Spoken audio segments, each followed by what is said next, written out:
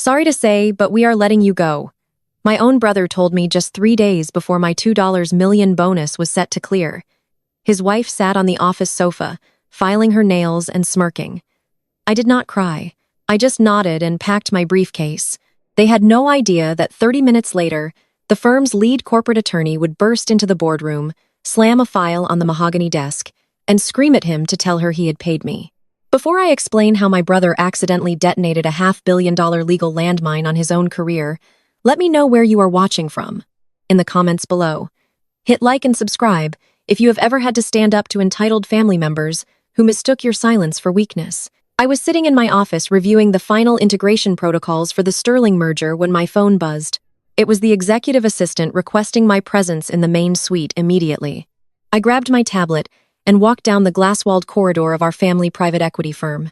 This was the firm my father built from the ground up, fighting tooth and nail against a corporate world that constantly tried to shut him out. For the past 12 years, I had been the one keeping it highly profitable. When I opened the heavy oak doors, the atmosphere was suffocating.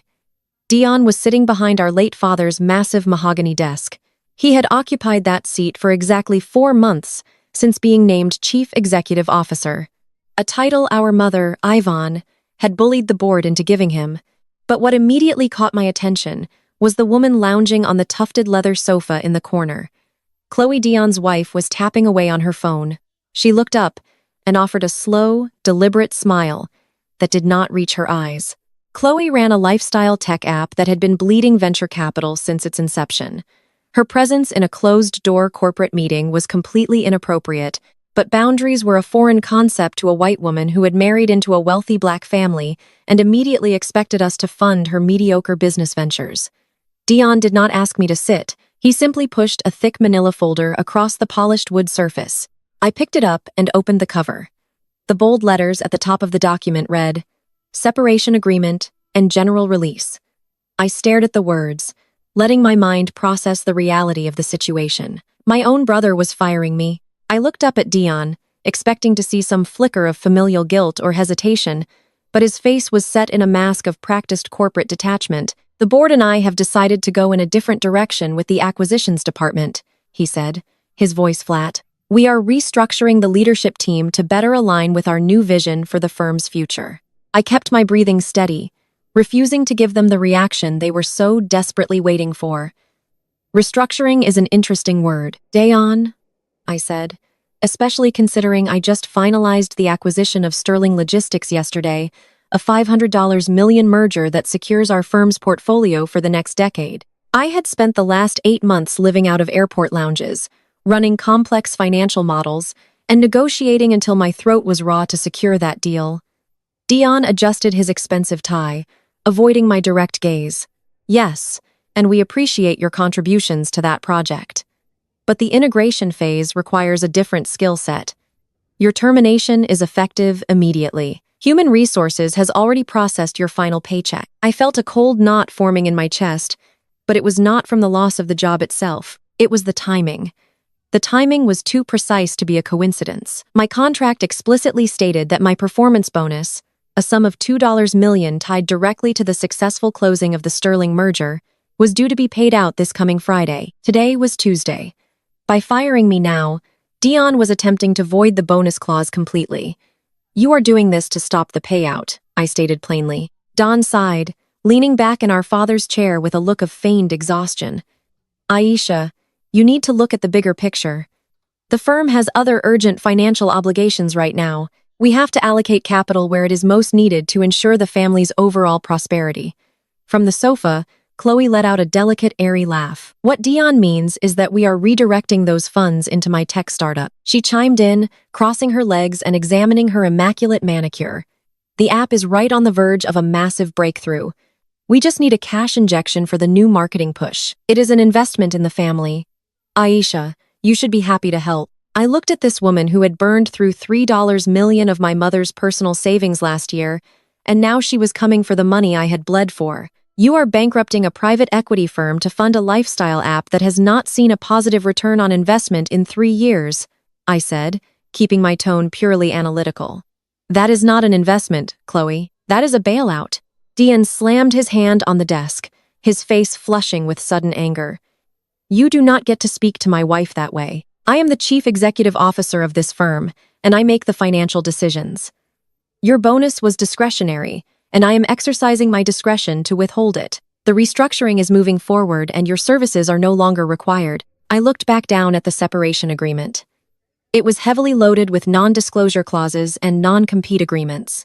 They wanted me to walk away quietly, surrender my $2 million, and agree to never work in this sector of the industry again. The sheer audacity of their greed was breathtaking. I did not raise my voice.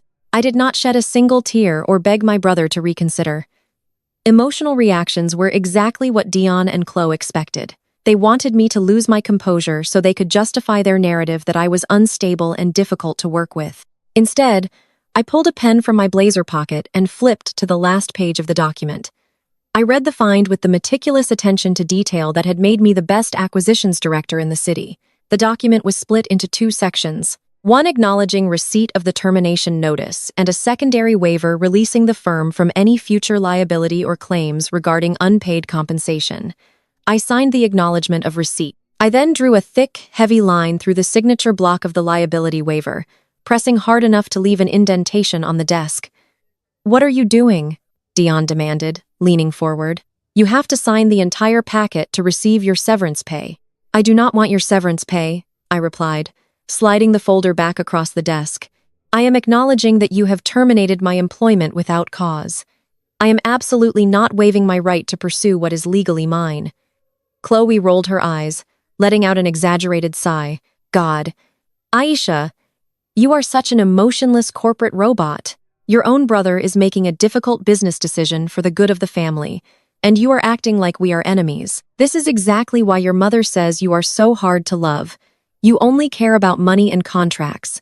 I turned my gaze to Chloe, holding her eyes until she shifted uncomfortably on the sofa. "I care about the legacy my father built with his own two hands. I care about the fact that he worked himself to death to create generational wealth for our family, only for his son to hand it over to fund your delusions of being a tech visionary." Dion stood up abruptly, his chair scraping loudly against the hardwood floor. "That is enough. I want you out of this building right now." He reached for his desk phone and pressed the button for security. "Send a detail up to the executive suite. We have a terminated employee who needs to be escorted off the premises."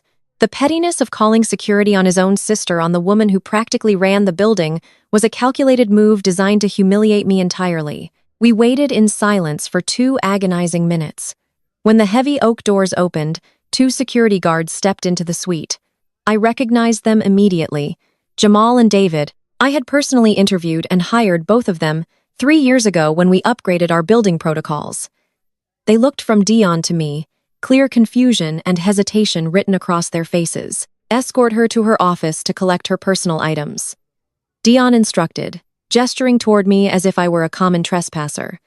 "Then make sure her keycard is deactivated and walk her to the lobby." David looked extremely uncomfortable. "Miss Aisha, is everything all right here?" I offered him a small, reassuring smile. "Everything is fine, David. My brother and I simply have a difference of opinion on the future of this firm. I will gladly walk with you." I turned back to Dion, placing my corporate keycard on top of the ruined separation agreement. "You should read your corporate bylaws carefully, Dion. Father put a lot of safeguards in place before he passed." Dion scoffed, crossing his arms over his chest. "I know the bylaws better than anyone. Now get out." The walk from the executive suite to my office felt like an eternity. Word had already spread through the open-plan workspace. Dozens of analysts, associates, and administrative staff stopped typing to watch as I was flanked by security. Some looked shocked. Others looked terrified. They knew that if the senior director could be unceremoniously marched out of the building, none of their jobs were safe. I kept my head high, my posture perfectly straight, refusing to give anyone the satisfaction of seeing me break.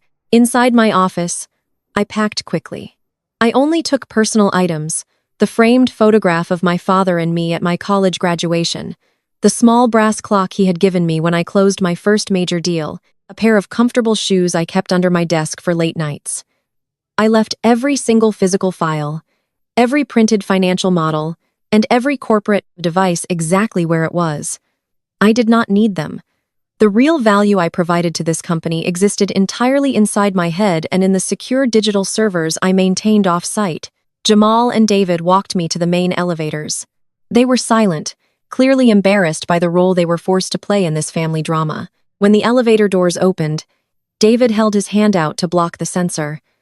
"I am so sorry about this, Miss Aisha," he said quietly. "This place is going to fall apart without you." I stepped into the elevator cab and turned to face them. "Do not worry about me, David. Just make sure your own resume is updated. Things are going to get very complicated around here very soon." The metal doors slid shut, cutting off the view of the office I had poured my 30s into. As the elevator began its descent from the 40th floor, the heavy silence of the steel box finally allowed me to process the magnitude of what had just occurred. Anyone else might have collapsed against the handrail. Anyone else might have felt a crushing wave of panic about losing a massive income and being publicly humiliated by their own flesh and blood. But I felt something entirely different. I felt the cold, sharp thrill of absolute clarity. Dion thought he had executed a brilliant, ruthless business maneuver. He thought he had successfully stolen my $2 million bonus to funnel into Chloe's bottomless money pit of a startup. He thought that by having me escorted out by security, he had stripped me of my power and asserted his dominance as the new head of the family empire. What my arrogant, short-sighted brother failed to realize was that he had just pulled the pin on a grenade and swallowed it. The secret lay in a document signed 6 years ago, long before our father's heart gave out, long before Dion was ever considered for the chief executive role. When I first joined the family firm after finishing my master's degree, the acquisitions department was struggling. They were using outdated manual valuation methods to assess potential corporate buyouts. I spent 2 solid years building a proprietary software algorithm from scratch. It was a complex, self-earning financial model that could analyze market trends, identify hidden liabilities, and project long-term merger profitability with unprecedented accuracy. That algorithm was the sole reason we were able to identify and secure the $500 million sterling logistics deal. When I finished coding the program, my father recognized its immense value. He knew that the algorithm was worth more than the firm itself because he was a brilliant man who understood the volatile nature of business, and perhaps because he secretly knew Dion lacked the discipline to run the company properly. My father insisted we draw up a very specific legal agreement. We formed a private limited liability company in my name only. The algorithm belonged entirely to my private holding company. I then granted our family firm an exclusive ongoing license to use the software for all their corporate acquisitions. But the licensing agreement contained one crucial non-negotiable stipulation known as the Founder's Intellectual Property Clause. The clause stated that the firm retained the right to use the algorithm only as long as I remained employed by the company as the Senior Director of Acquisitions. If my employment was ever terminated without cause, or if my agreed-upon compensation was unlawfully withheld, the licensing agreement would immediately and automatically be revoked. The moment Dion handed me that termination paper and confirmed he was withholding my bonus, the family firm legally lost the right to use the software. Every single financial model, every projection, and every active contract reliant on that algorithm was now legally compromised. And the Sterling Logistics merger, the $500 million deal that was supposed to secure our family's wealth for the next generation, required a final compliance certification using that exact software to close on Friday. Dion had not just fired me, he had effectively severed the spinal cord of his own company. The elevator chimed as it reached the ground floor lobby. The polished marble floors echoed beneath my shoes as I walked past the reception desk and out through the revolving glass doors onto the bustling city street. The midday sun felt warm against my skin. I pulled my phone from my pocket and hailed a premium ride service. As I waited on the curb, I opened my personal email and composed a brief encrypted message to my private wealth manager. The subject line read simply, "Execute Protocol Alpha." I hit send. Then, just as my black car pulled up to the curb, I climbed into the quiet air-conditioned back seat and watched the towering glass facade of my family's building shrink in the rear-view mirror. My brother had wanted a corporate war. He wanted to strip my dignity to please a wife who viewed our family as nothing more than an open checkbook. He wanted to prove that the golden child could do whatever he pleased without consequences. I leaned back against the leather seat and closed my eyes, feeling a calm, methodical peace wash over me. In exactly 3 days, when the Sterling Logistics Board demanded the final algorithmic compliance report to release their $500 million, Dion was going to find out exactly what happens when you try to steal from the architect of your own castle. The black car merged onto the highway, putting distance between me and the glass tower that held my family's legacy. As I watched the city skyline blur past the tinted windows, my mind drifted back exactly 48 hours. The absolute audacity of my termination had not been a sudden business decision. It was an execution planned and provoked over a plate of Sunday brisket at my mother's sprawling estate in PTOAC. My mother, Yvonne, hosted family dinners on the last Sunday of every month. Attendance was strictly mandatory, a performative display of our family's elite social standing. Her house was a fortress of perfectly manicured lawns, grand columns and walls lined with photographs that painted a narrative of flawless generational success. I arrived that afternoon exhausted but triumphant. I had spent the entire weekend finalizing the $500 million sterling logistics merger, the biggest acquisition our firm had ever seen. When I walked onto the back patio, the atmosphere was already thick with forced celebration. Yvonne was holding court, an elegant woman who wore her wealth-like armor.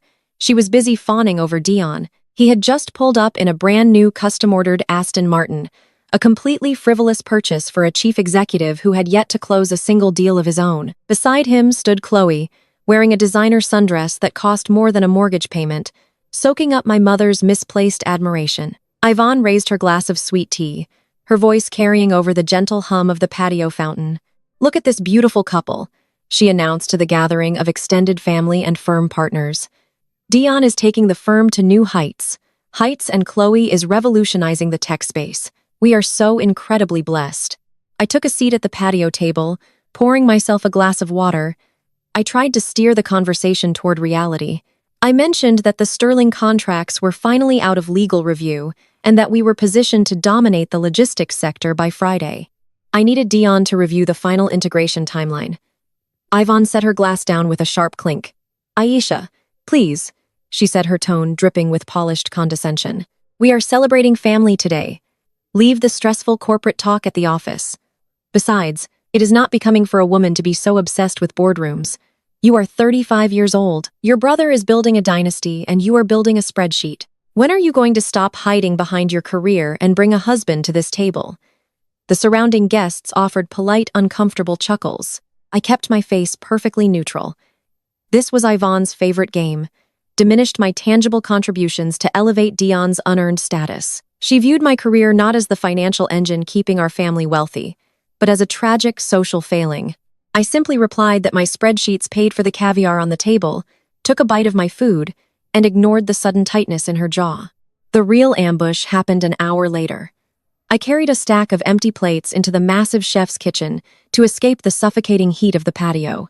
Yvonne followed me inside the swinging door, shutting behind her to cut off the noise of the party. The superficial warmth had completely vanished from her face.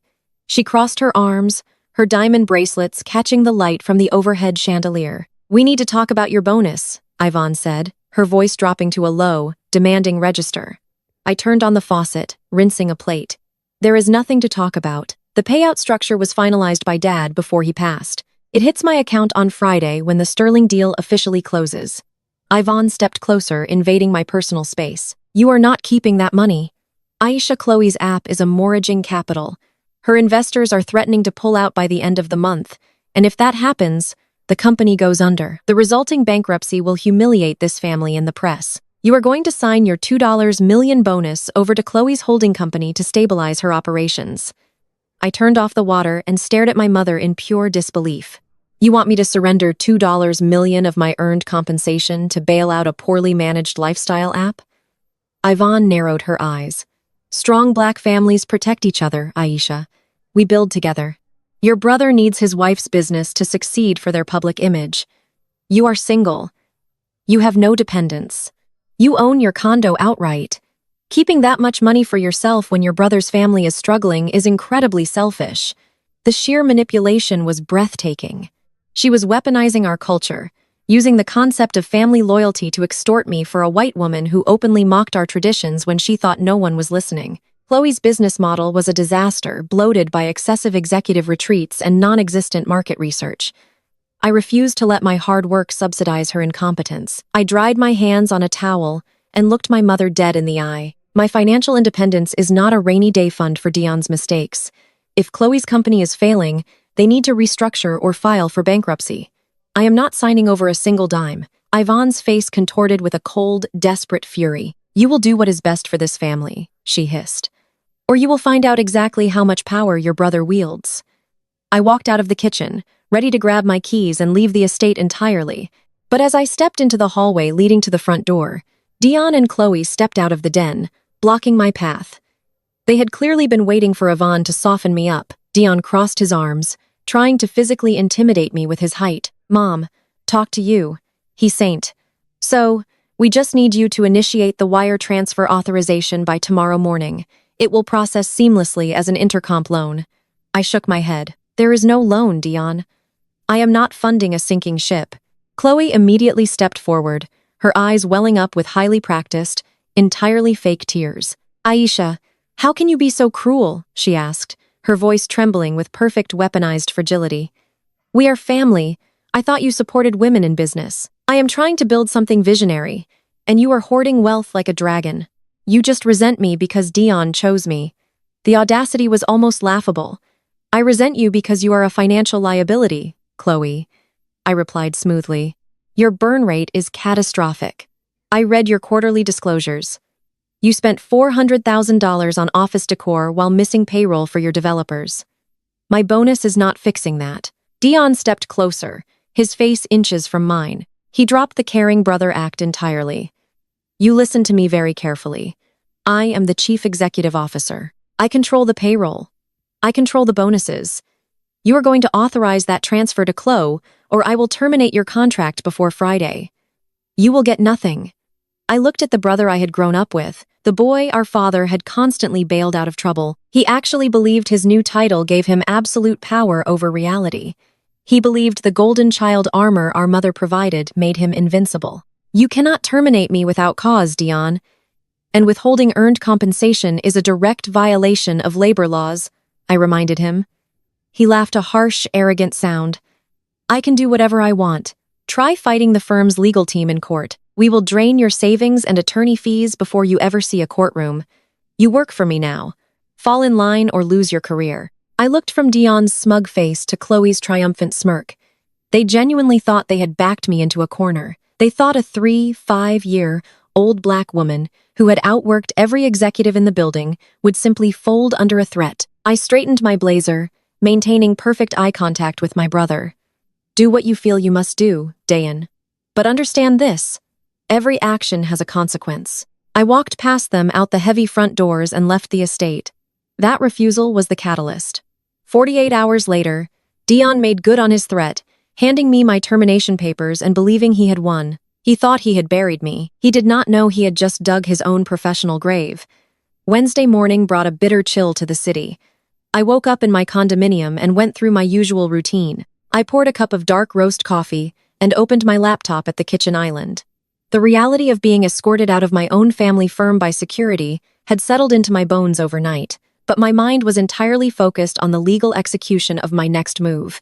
I needed to move some capital to cover immediate legal retainer fees. I navigated to my banking portal to transfer funds from my accounts that were tied to the corporate banking structure into my private trust.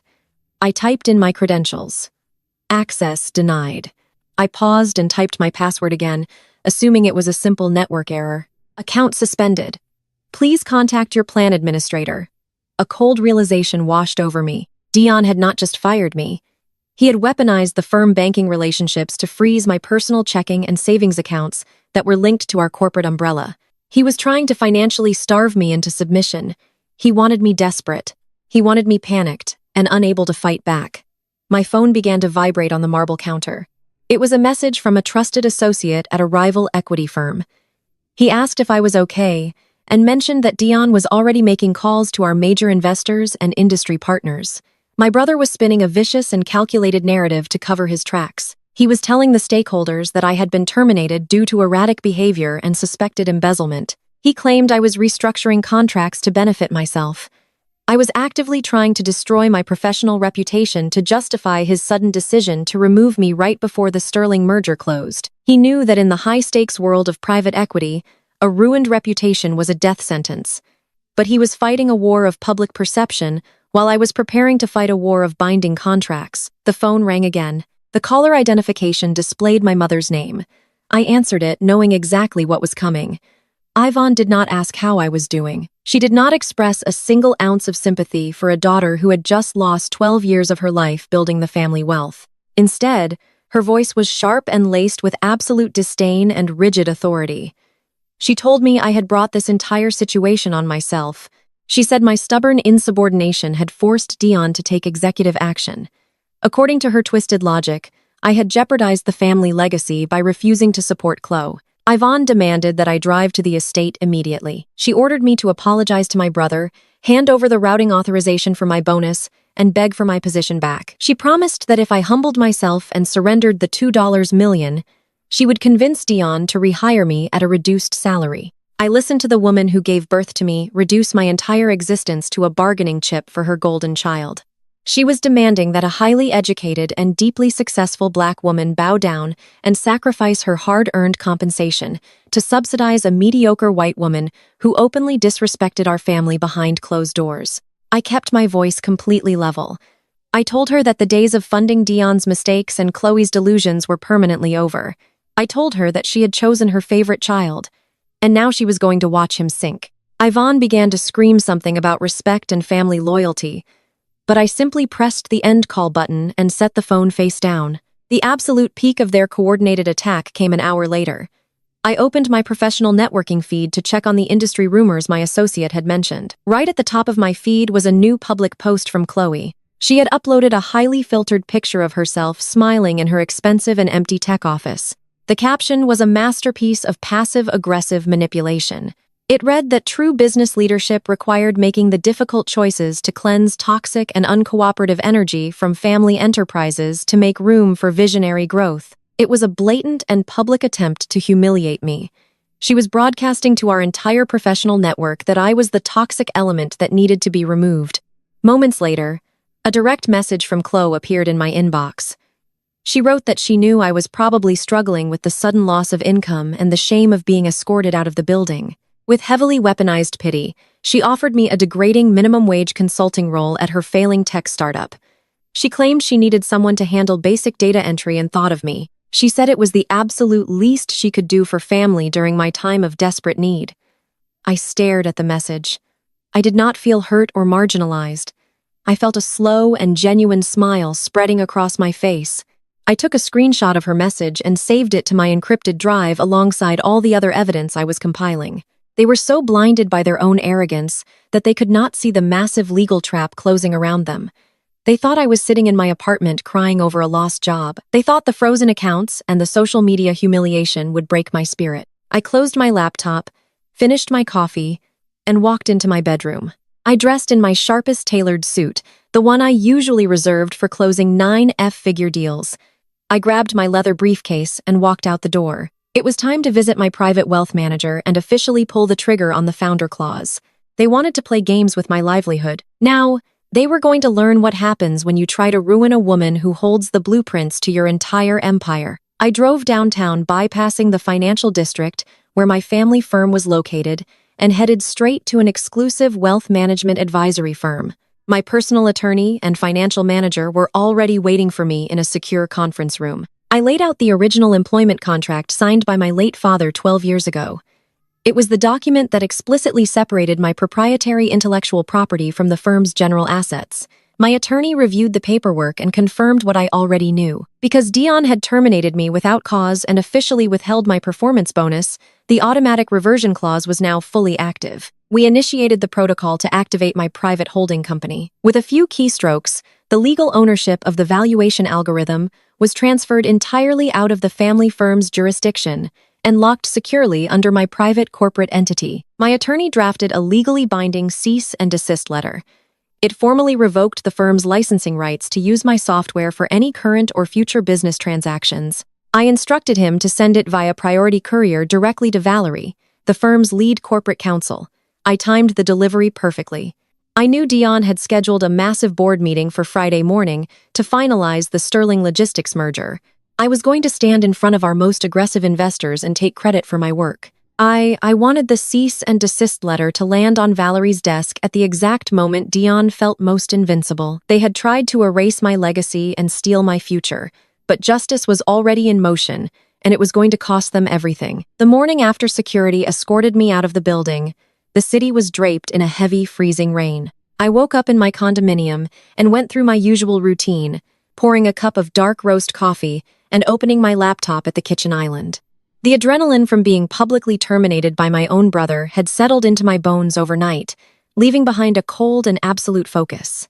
I needed to move capital into an independent account to cover the massive legal retainers I was about to incur. I navigated to my banking portal to transfer funds from the accounts tied to our corporate umbrella into my private trust. I typed in my credentials and hit enter. The screen flashed red. Access denied. I paused, assuming it was a simple network error, and typed my password again. Account suspended. Please contact your plan administrator. A heavy realization washed over me. Don had not just fired me. He had weaponized his new authority to freeze my personal checking and savings accounts that were linked to the family firm. He was trying to financially starve me into submission. He wanted me desperate, panicked, and unable to fight back. He thought that by cutting off my cash flow, I would come crawling back to the estate, ready to hand over my $2 million bonus just to survive.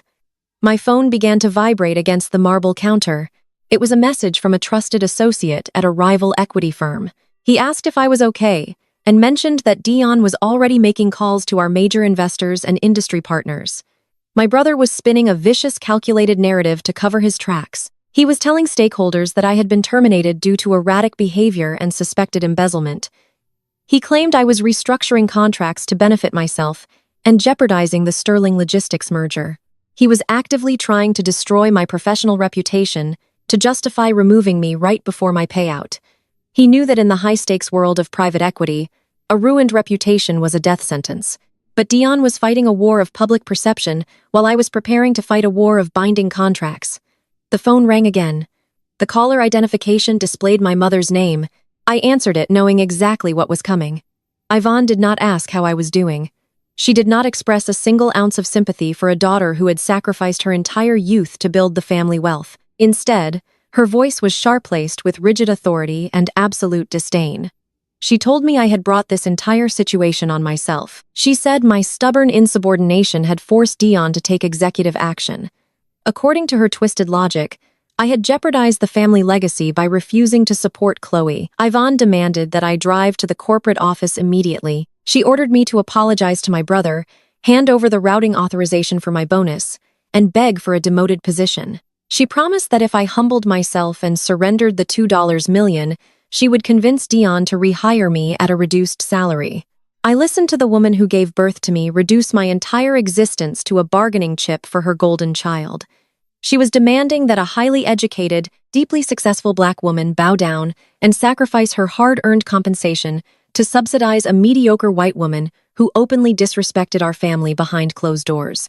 It was the ultimate betrayal, the expectation that I should be the mule carrying the weight of my brother's ego and my mother's obsession with image. I kept my voice completely level. I told her that the days of funding Dion's mistakes and Chloe's delusions were permanently over. I told her that she had chosen her favorite child, and now she was going to watch him sink. Yvonne began to scream something about respect and family loyalty, but I simply pressed the end call button and set the phone face down. I was done negotiating with people who only valued me for what they could extract from me. The absolute peak of their coordinated attack came an hour later. I opened my professional networking feed to check on the industry rumors my associate had mentioned. Right at the top of my timeline was a new public post from Chloe. She had uploaded a highly filtered picture of herself smiling in her expensive empty tech office. The caption was a masterpiece of passive-aggressive manipulation. It read that true business leadership required making difficult choices to cleanse toxic, uncooperative energy from family enterprises to make room for visionary growth. It was a blatant public attempt to humiliate me. She was broadcasting to our entire professional network that I was the toxic element that needed to be removed. Moments later, a direct message from Chloe appeared in my inbox. With heavily weaponized pity, she offered me a degrading minimum wage consulting role at her failing tech startup. She claimed she needed someone to handle basic data entry and thought of me. She said it was the absolute least she could do for family during my time of desperate need. I stared at the message. I did not feel hurt. I did not feel marginalized. I felt a slow, genuine smile spreading across my face. I took a screenshot of her message and saved it to my encrypted drive alongside all the other evidence I was compiling. They were so blinded by their own arrogance that they could not see the massive legal trap closing around them. They thought I was sitting in my apartment crying over a lost job. They thought the frozen accounts and the social media humiliation would break my spirit. I closed my laptop, finished my coffee, and walked into my bedroom. I dressed in my sharpest tailored suit, the one I usually reserved for closing 9F-figure deals. I grabbed my leather briefcase and walked out the door. It was time to visit my private wealth manager and officially pull the trigger on the founder clause. They wanted to play games with my livelihood. Now they were going to learn what happens when you try to ruin a woman who holds the blueprints to your entire empire. I drove downtown, bypassing the financial district where my family firm was located, and headed straight to an exclusive wealth management advisory firm. My personal attorney and financial manager were already waiting for me in a secure conference room. I laid out the original employment contract signed by my late father 12 years ago. It was the document that explicitly separated my proprietary intellectual property from the firm's general assets. My father had known Dion was reckless. I had known that one day my brother's greed would threaten the company. That was why my father insisted I retain complete ownership of the valuation algorithm I built. My attorney reviewed the paperwork and confirmed what I already knew. Because Dion had terminated me without cause and officially withheld my performance bonus, the automatic reversion clause was now fully active. We initiated the protocol to activate my private holding company. With a few keystrokes, the legal ownership of the valuation algorithm was transferred entirely out of the family firm's jurisdiction and locked securely under my private corporate entity. My attorney drafted a legally binding cease and desist letter. It formally revoked the firm's licensing rights to use my software for any current or future business transactions. I instructed him to send it via priority courier directly to Valerie, the firm's lead corporate counsel. I timed the delivery perfectly. I knew Dion had scheduled a massive board meeting for Friday morning to finalize the Sterling Logistics merger. I was going to stand in front of our most aggressive investors and take credit for my work. I wanted the cease and desist letter to land on Valerie's desk at the exact moment Dion felt most invincible. The trap was set. They had tried to erase my legacy and steal my future, completely unaware that I was about to legally repossess the foundation of their wealth. All I had to do was wait for Friday. The sun had not yet risen when I woke up on Wednesday morning. The city outside my condominium windows was draped in a heavy freezing rain that mirrored the absolute coldness settling into my chest. 24 hours ago, I had been the senior director of acquisitions, the architect of a $500 million merger, and the financial spine of my family. Now I was a terminated employee, sitting in the quiet of my own kitchen, listening to the rhythmic drumming of the rain against the glass. I poured myself a cup of dark roast coffee, the familiar bitterness grounding me. The adrenaline from being unceremoniously escorted out of my own building by security had completely faded overnight. In its place was a sharp, methodical focus. Dion thought he had won by taking my job and attempting to steal my $2 million bonus. He thought he had severed my lifeline, but I knew the real war was only just beginning. I carried my coffee to the marble kitchen island and opened my laptop. My first priority was securing my capital. In preparation for the legal battle ahead, I needed to transfer a substantial sum into an independent account to cover the aggressive retainer fees my private attorneys would undoubtedly require. Like many executives at our firm, my personal wealth management accounts were deeply intertwined with the company's institutional banking tier to leverage favorable interest rates. It had been a convenient arrangement when my father was alive and running things with integrity. Now it was a vulnerability. I navigated to the secure banking portal, my fingers flying across the keyboard with practiced muscle memory. I entered my credentials and hit enter. The screen buffered for a fraction of a second before flashing a harsh red banner. Access denied. I paused, assuming it was a routine network timeout or a server maintenance issue. I refreshed the page and typed my password again, slower this time. The same red banner appeared, accompanied by a new chilling message. Account suspended. Please contact your corporate plan administrator. A heavy, suffocating realization washed over me. Dion had not just fired me. He had weaponized his newly inherited authority as chief executive officer to freeze my personal checking and liquid savings accounts linked to the family firm. He had called our institutional bankers the moment I was marched out of the lobby and used his executive power to lock me out of my own money. This was not a standard corporate lockout. This was a deliberate, malicious attempt to financially starve me into submission. He wanted me desperate. He wanted me panicked and unable to afford the high-powered legal counsel required to fight him in court. He honestly believed that by cutting off my cash flow, I would have no choice but to crawl back to our mother's estate, beg for forgiveness, and willingly sign over my bonus to fund his wife's failing tech startup just so I could pay my mortgage. I picked up my phone and dialed the direct line to my private wealth manager at the bank. He answered on the second ring, but his voice lacked its usual warm professionalism. He sounded terrified. Before I could even ask about the suspension, he began reading from what was clearly a prepared legal script. He informed me that due to pending internal investigations authorized by the chief executive officer, a temporary hold had been placed on all assets tied to my corporate profile. He apologized profusely, his voice trembling slightly, but stated he was legally barred from overriding the directive. I thanked him for his honesty, keeping my voice perfectly level, and ended the call. I did not throw my phone. I did not scream. I simply sat there in the dim morning light, absorbing the sheer cruelty of my own brother.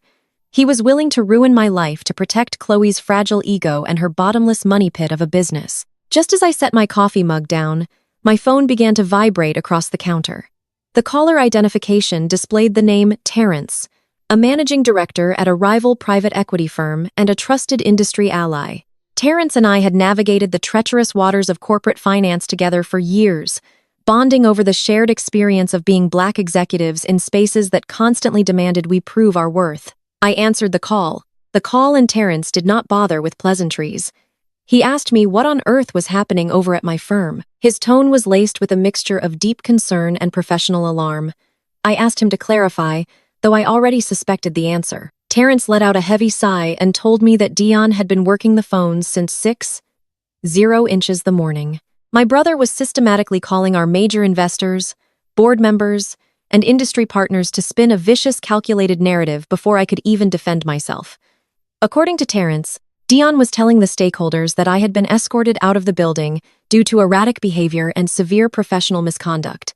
But the smear campaign did not stop at simple insubordination.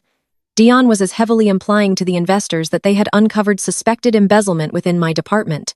He was claiming that I had been secretly restructuring vendor contracts to directly benefit myself and that he had to step in and terminate me to save the Sterling Logistics merger from collapse. The absolute sickness of his strategy hit me like a physical blow. Embezzlement. He was projecting Chloe's disastrous financial mismanagement onto me. I was actively trying to destroy my professional reputation to justify removing me right before my massive payout. In the high-stakes world of private equity, a ruined reputation was a death sentence. But it was the specific phrasing he used that enraged me the most. Erratic behavior. He was deliberately weaponizing the tired, racist trope of the angry, unstable Black woman to discredit my 12 years of flawless corporate excellence. He knew that the older, predominantly white investors would quickly swallow a narrative about an aggressive, uncooperative woman who had to be removed for the safety of the company. He was using the very systemic prejudices our father had fought against to burn my career to the ground. Terrence told me that the investors were panicked, but he had refused to believe a single word of Dion's story. He offered me his personal legal contacts and told me to brace myself for a massive public fallout. I thanked Terrence for his loyalty and assured him that I had the situation entirely under control. When the call ended, I opened a blank document on my laptop. I began meticulously logging every detail Terrence had just shared. Every lie Dion told was another layer of defamation I would add to my impending lawsuit. My family thought they had backed me into a corner. They thought the frozen accounts and the targeted character assassination would break my spirit and force my surrender. They were fighting a desperate war of public perception, completely blind to the fact that I was preparing to fight a war of binding contracts. I closed my laptop and stood up from the kitchen island. I had a meeting to get to, and it was time to deploy the weapon that would reduce my brother's stolen empire to ashes. I slipped my phone into my pocket and grabbed my leather briefcase from the counter. I was halfway to the front door when the sharp ringtone shattered the quiet of my apartment. I pulled the device out and stared at the bright screen. The caller identification displayed my mother's name. A part of me considered letting it go to voicemail. I already knew she was not calling to check on my well-being. She was not calling to ask how I was holding up after being publicly humiliated and escorted out of the building I helped build. But I swiped the screen and lifted the phone to my ear because I needed to hear exactly how far she was willing to go to protect her favorite child. "Hello, Mother," I said, keeping my voice perfectly level. There was no warm greeting on the other end of the line. There was no maternal concern.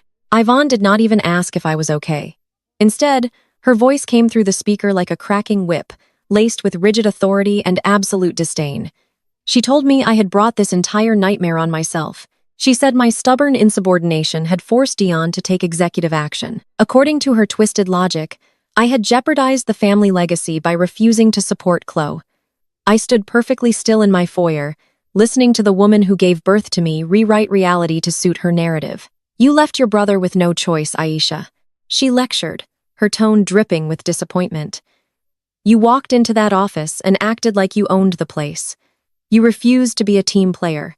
If you had just agreed to the transfer like a supportive sister, none of this would have happened. But you always have to be difficult. You always have to prove you are the smartest person in the room." The gaslighting was so practiced and effortless that it took my breath away.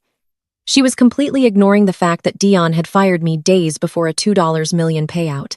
She was ignoring the fact that he had frozen my bank accounts and was actively destroying my professional reputation. In her mind, Dion was the victim of my unwillingness to be extorted. "You are blaming me for being fired?" I asked, making sure I heard her correctly. "You are defending a man who is actively trying to ruin my career so he can steal my bonus." Yvonne sighed an exaggerated sound of profound exhaustion. "Stop being so dramatic," she snapped. "Nobody is stealing anything. Dion is reallocating company resources to protect the family from Chloe and her failing business. It is called leadership, Aisha. Something you clearly do not understand because you are too busy being selfish. You have no husband and no children. What do you even need $2 million for?" I closed my eyes and took a deep breath. She was weaponizing my single status against me again, reducing my entire existence to a bargaining chip for her golden child. She was demanding that a highly educated, deeply successful Black woman bow down and sacrifice her hard-earned compensation to subsidize a mediocre white woman who openly disrespected our family behind closed doors. It was the ultimate betrayal. It was the expectation that I should be the mule carrying the weight of my brother's fragile ego and my mother's obsession with societal image. Then came the ultimatum. Yvonne dropped her voice into a low, demanding register. She told me to get in my car and drive to the estate immediately. She ordered me to walk into her living room, apologize to my brother, hand over the routing authorization for my bonus, and beg for a demoted position at the firm. She promised that if I humbled myself and surrendered the money, she would personally convince Dion to rehire me at a reduced salary. She framed it as a generous favor. She acted as though allowing me to return to the company I had kept profitable for a decade was an act of profound maternal mercy. "I want you here in 30 minutes, Aisha," she demanded. "You are going to look your brother in the eye and apologize for disrespecting his authority. You are going to sign the release forms, and we are going to put this ugly situation behind us.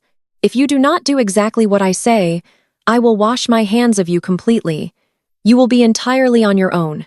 I stood in the entryway of my condominium, looking at the beautiful life I had built for myself. Every piece of furniture, every piece of art, every comfort in this home had been paid for by my own relentless work ethic. I did not owe them anything. "Mother," I said, breaking the silence.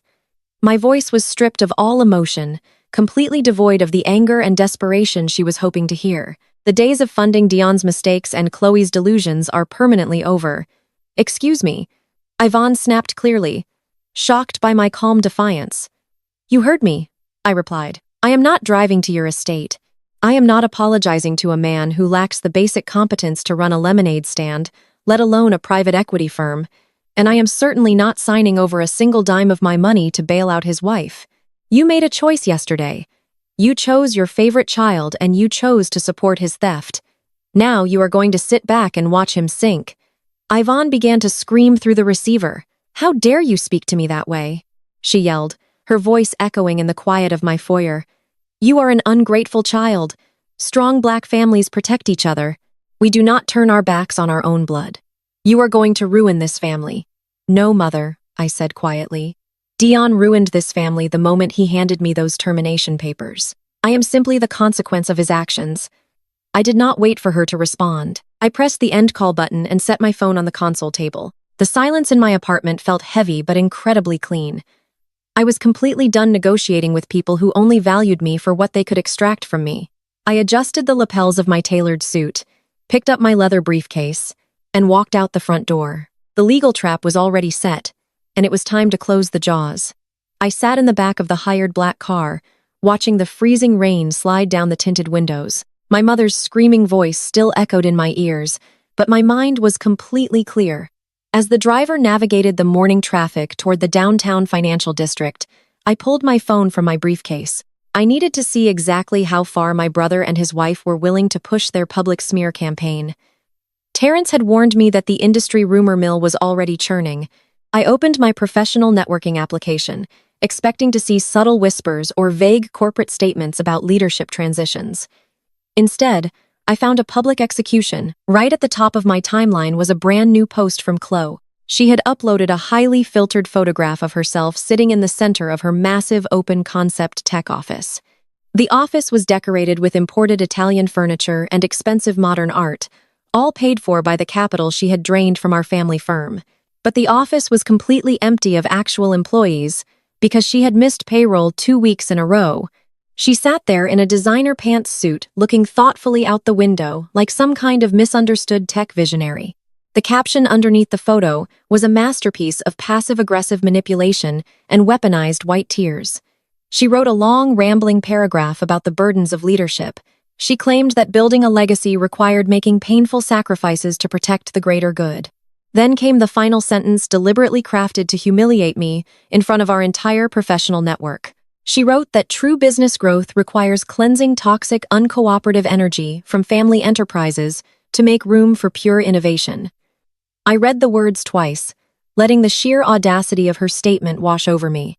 She was broadcasting to thousands of industry professionals that I was the toxic element holding the family back. She was painting herself and Dion as the brave innovators who had to make the difficult choice to remove a hostile, uncooperative black woman from the boardroom. It was a vicious and highly calculated move to destroy my credibility so that no other firm in the city would hire me. Before I could even process the public post, a new notification dropped down from the top of my screen. It was a direct private message from Chloe herself. I opened the inbox and stared at the block of text. The message was dripping with fake sympathy and a disgusting amount of condescension. She wrote that she knew I must be devastated today. She said she could only imagine the deep shame and embarrassment I was feeling after being escorted out of the building by security guards in front of all my former staff. She told me that despite my aggressive behavior yesterday, she and Dion still believed in second chances. She said that family should always provide a safety net during desperate times. Then came the offer. Chloe wrote that her startup was currently looking for a basic data entry clerk to manage their customer service inbox. She offered me the position at minimum wage. She explicitly stated that it was a demotion for my previous lifestyle, but it would help keep me off the streets while I worked on my attitude and anger issues. She ended the message by saying she would gladly be my mentor and help me learn how to be a better team player. I sat in the quiet of the luxury car, staring at the glowing screen. A woman who could not even read a basic profit and loss statement was offering to mentor me. A woman who had to beg my mother for cash injections every quarter was offering a minimum wage data entry job to a senior director who had just engineered a $500 million corporate merger. She honestly thought she had broken me. She believed that Dion freezing my bank accounts and ruining my public reputation had left me so destitute and panicked that I would actually consider her degrading charity. I did not throw my phone in anger. I did not shed a single tear over their cruelty. Instead, I felt a slow, genuine smile spread across my face. I let out a soft laugh that startled my driver. They were so blinded by their own unearned privilege and overwhelming arrogance that they could not see the massive legal trap that was already closing around their throats. They thought they were playing a game of social media chess against a desperate, unemployed woman. They had absolutely no idea that they were sitting on a ticking time bomb and I was holding the detonator. I took a screenshot of her public post. I took a screenshot of her degrading direct message. I uploaded the images directly to my secure encrypted cloud server, placing them right next to the logs of Dion's defamatory phone calls and the evidence of my frozen bank accounts. I was building an airtight legal case for defamation and corporate sabotage, and they were eagerly handing me all the evidence I needed on a silver platter. I did not reply to her message. Silence is terrifying to people who thrive on manipulation, because they cannot tell what you are planning. I locked my phone and slipped it back into my briefcase just as the car pulled up to the towering glass building of my private wealth management firm. The rain had finally stopped, leaving the city streets slick and shining. I stepped out of the car and adjusted the collar of my tailored suit. My brother and his wife wanted to steal my bonus, ruin my name, and treat me like the family's scapegoat. They wanted to build their empire on my back. Now they were going to learn what happens when the architect of the empire decides to repossess the foundation. I walked through the heavy revolving doors and headed straight for the private elevators. The time for family politics was officially over. It was time to execute the final blow. The private elevator doors opened smoothly, delivering me directly into the penthouse suite of my private wealth management firm. The atmosphere up here was a stark contrast to the chaotic, aggressive energy I had left behind at my family office. The air was perfectly climate-controlled, smelling of expensive leather and fresh espresso. It was a space designed for extreme wealth and absolute discretion. The receptionist recognized me immediately. She offered a warm, professional smile and guided me down the quiet hallway toward a secure corner conference room. Julian, my private wealth manager, and Elias, my personal corporate attorney, were already waiting for me. They were two of the sharpest financial and legal minds in the city. They were both brilliant African-American men who had navigated the highest tiers of corporate America, and they worked exclusively for me on retainer. I had kept my professional relationship with them entirely hidden from my family for nearly a decade. Dion and my mother believed I banked where they banked and used the lawyers they used. They had absolutely no idea that I had spent years building an independent fortress of financial and legal protection completely outside of their jurisdiction. I walked into the conference room and took the seat at the head of the massive granite table. I did not need to spend time offering pleasantries or explaining the emotional toll of my morning. The financial newswires had already picked up vague industry rumors of a leadership shakeup at our firm. Julian and Elias looked at me with quiet, focused intensity. They knew I did not schedule emergency in-person meetings unless a major shift was occurring.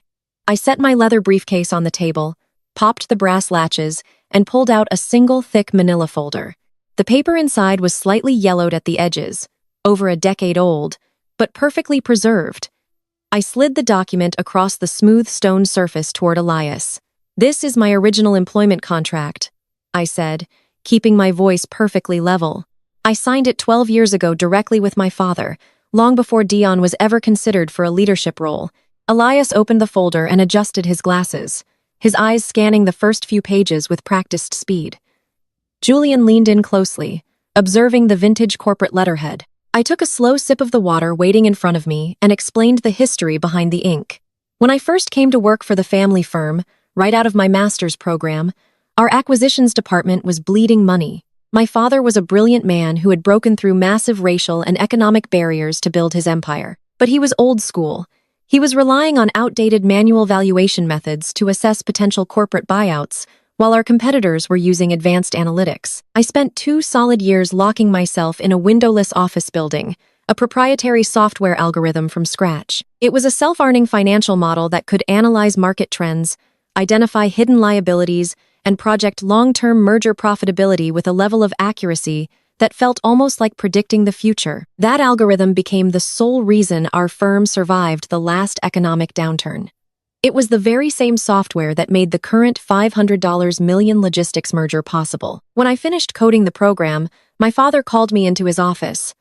He recognized its immense value immediately. He knew the algorithm was worth more than the physical building we were standing in. But my father also knew something else. He knew the fatal flaw in his own namesake. My father loved Dion fiercely with that blind traditional loyalty so many families reserve for their firstborn sons. My mother, Yvonne, had spent Dion's entire life coddling him, making excuses for his failures, and demanding the rest of us shrink ourselves so he could feel big. My father saw that. He knew Don lacked the discipline, the intelligence, and the grit to sustain the empire. He knew that one day after he was gone, Don would try to take credit for my labor. Because of that foresight, My father insisted we draw up a very specific legal agreement. He wanted to ensure that I always held the keys to the castle. I leaned forward, resting my elbows on the granite table. Turn to page 14, section 4, I instructed Elias. Elias flipped the heavy pages and found the section.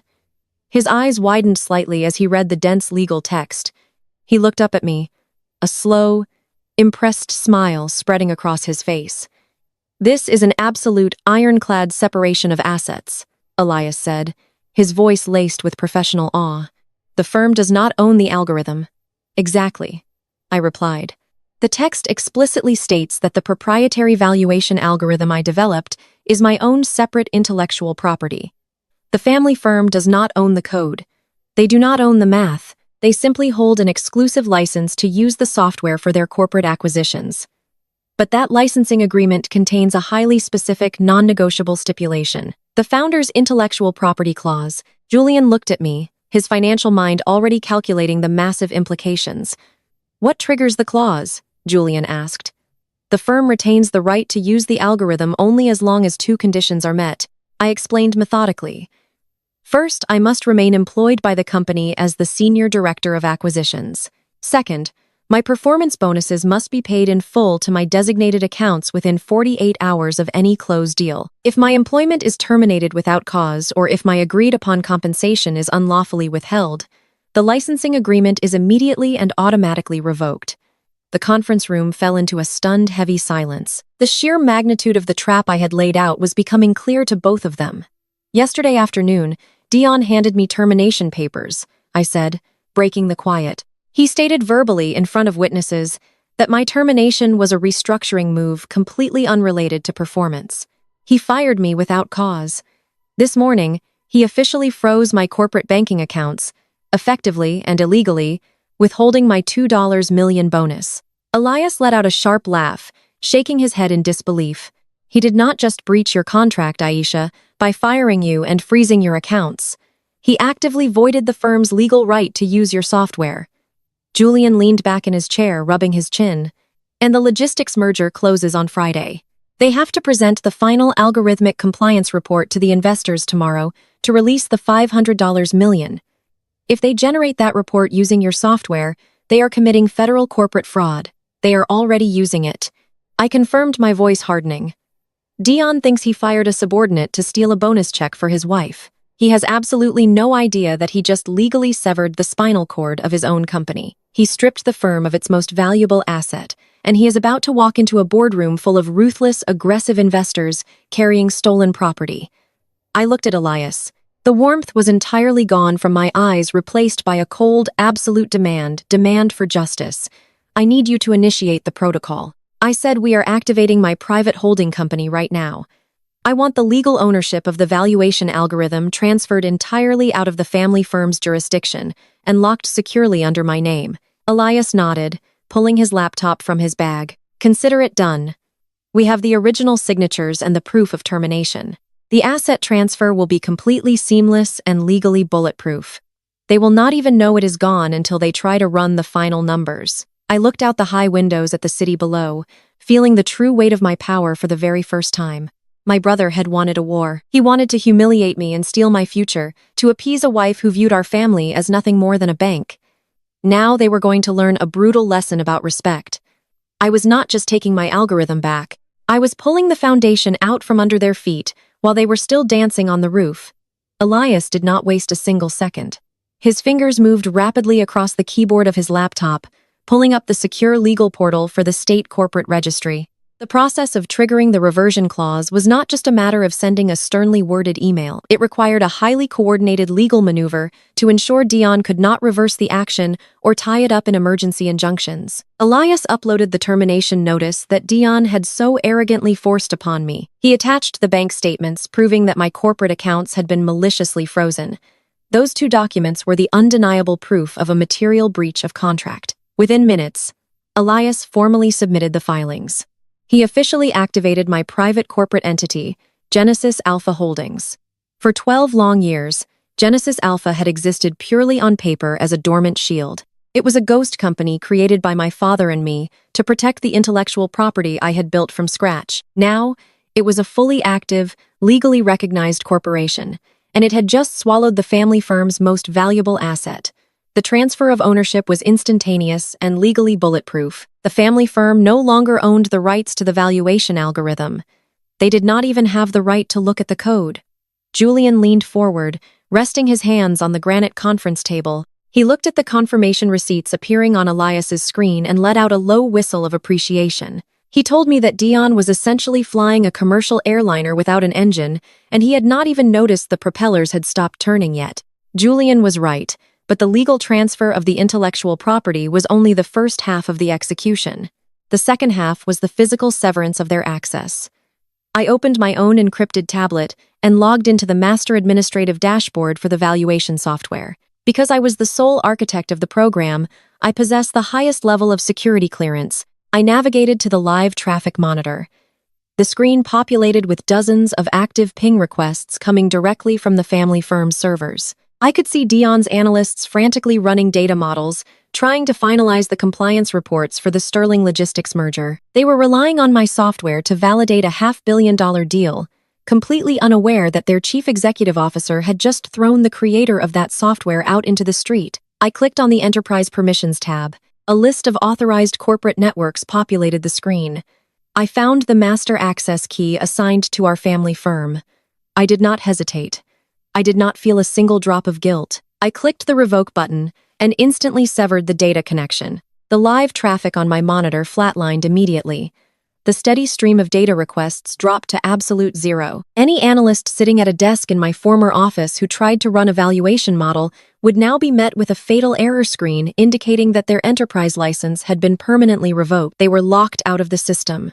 They were blind. Elias closed his laptop and looked at me with a sharp, victorious smile.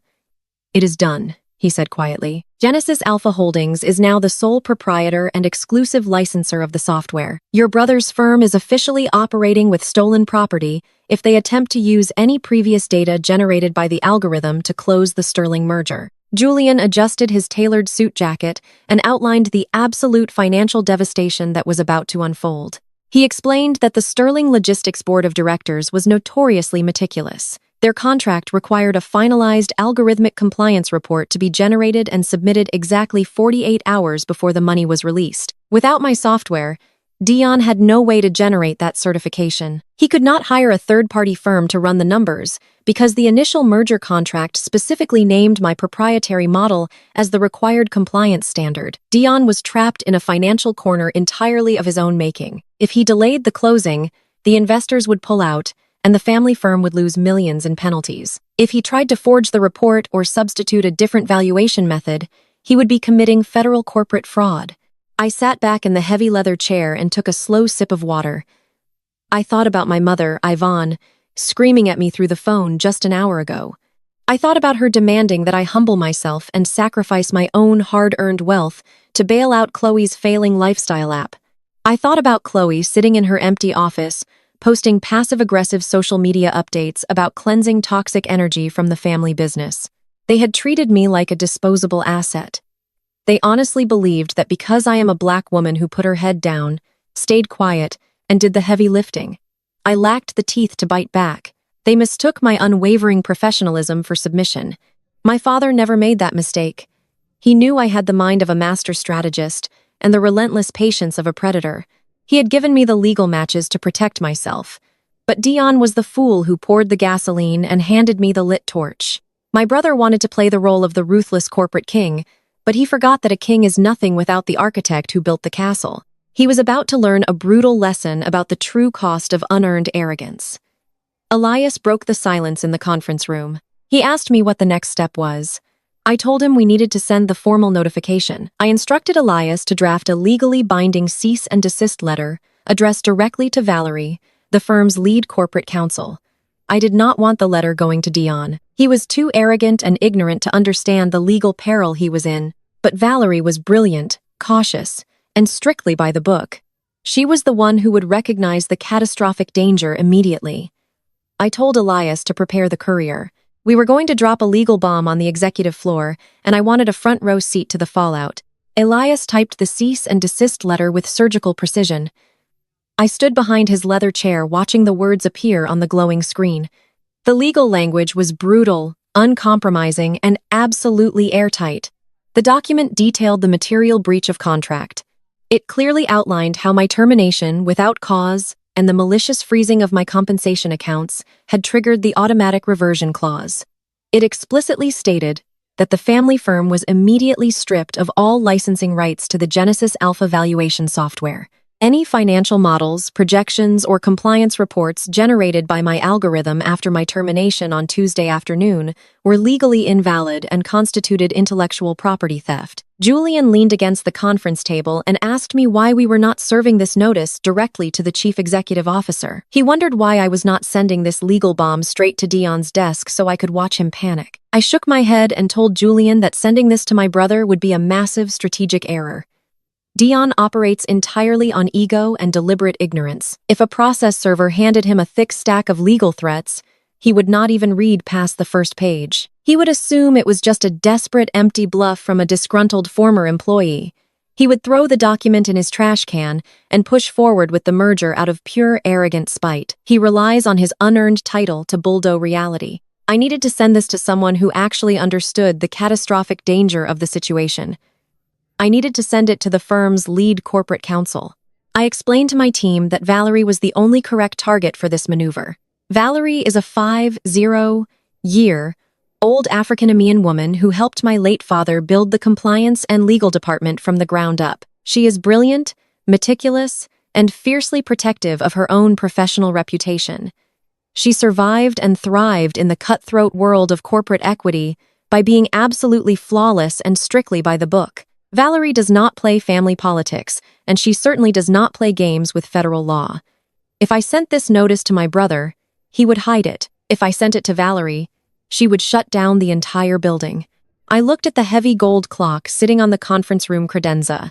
It was Thursday after the final compliance vote for the Sterling Logistics merger was scheduled for tomorrow, Friday, at exactly 10 inches the morning. I knew the itinerary by heart because I was the one who had originally drafted it. Dion had gathered all our major investors, the Sterling Board of Directors, and the elite banking underwriters in our glass-walled executive boardroom. I was planning to stand at the head of the table, pop expensive champagne, and finalize the transfer of $500 million. He was ready to take all the credit for a historic deal that he had absolutely no hand in building. I gave Elias very specific instructions regarding the delivery timeline. I told him to schedule a specialized legal courier for exactly 9:45 on Friday morning. I wanted that bright red priority envelope placed directly into Valerie's hands just 15 minutes before Dion was scheduled to sign his name on the dotted line. Elias smiled, a sharp, knowing expression. He printed the final document on heavy watermarked legal paper. He signed his name with a fountain pen, acting as the official corporate representative for Genesis Alpha Holdings. He slid the crisp pages into the thick envelope and sealed it tight. He made the phone call to the premium courier service right there in the room. He gave them strict, non-negotiable instructions. This package required a direct hand-to-hand delivery. There could be no mailroom drop-offs and no administrative assistant signatures. The courier was to wait in the executive lobby until Valerie physically took possession of the envelope. As the red package sat on the polished granite table, a profound wave of finality washed over my entire body. The frantic, anxious energy that had been humming beneath my skin since Tuesday completely vanished. I thought about all the late nights I had spent in that towering office building. I remembered eating cold takeout food at my desk at 2 inches the morning, running endless risk assessments, while my brother was out at luxury clubs racking up charges on the corporate card. I remembered my mother, Yvonne, constantly telling me to be quiet and let Dion lead the quarterly presentations, even though I had written every single word on his slides. They had taken my dedication for granted for 12 long years. They assumed my silence meant I was weak and easily controlled. They mistook my deep loyalty to my father's legacy as a blind loyalty to their abuse. They thought because I was a black woman who put her head down and did the heavy lifting, I would just quietly accept being pushed out the back door when the real money finally arrived. My mother had called me selfish for wanting to keep the bonus I had bled for. Chloe had mocked me on social media, offering me a minimum wage job out of weaponized pity. Dion had tried to financially starve me by freezing my bank accounts. They had pushed me into a corner and expected me to cower. Instead, I had quietly dismantled the very foundation of the empire they thought they owned. Julian packed up his leather briefcase and asked me how I planned to spend the rest of my Thursday afternoon. I looked at the rain clearing up beyond the penthouse windows and took a deep breath. I told him I was going to go back to my condominium, turn off my mobile phone order, an excessively expensive dinner, and sleep for 12 uninterrupted hours. For the very first time in over a decade, I was not responsible for saving my family from their own rampant incompetence. I walked out of the wealth management firm and stepped back onto the busy city streets. The afternoon sun was finally breaking through the heavy winter clouds, casting a bright golden light across the wet pavement. I pulled my tailored coat tighter around my shoulders and hailed a car to take me home. The trap was no longer just set. The trigger had been pulled and the timer was ticking down.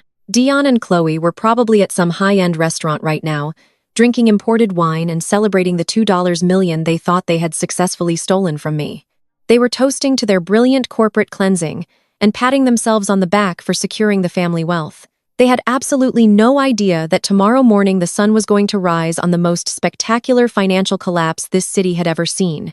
I settled into the backseat of my ride and closed my eyes, letting a genuine feeling of peace settle into my chest. The game was over, and I was the only player left sitting at the board. I was not physically sitting in the 40th floor executive boardroom on that fateful Friday morning. I was sitting on my velvet sofa across town, dressed in comfortable loungewear, sipping a hot matcha latte, and watching the digital clock on my wall tick closer to 10.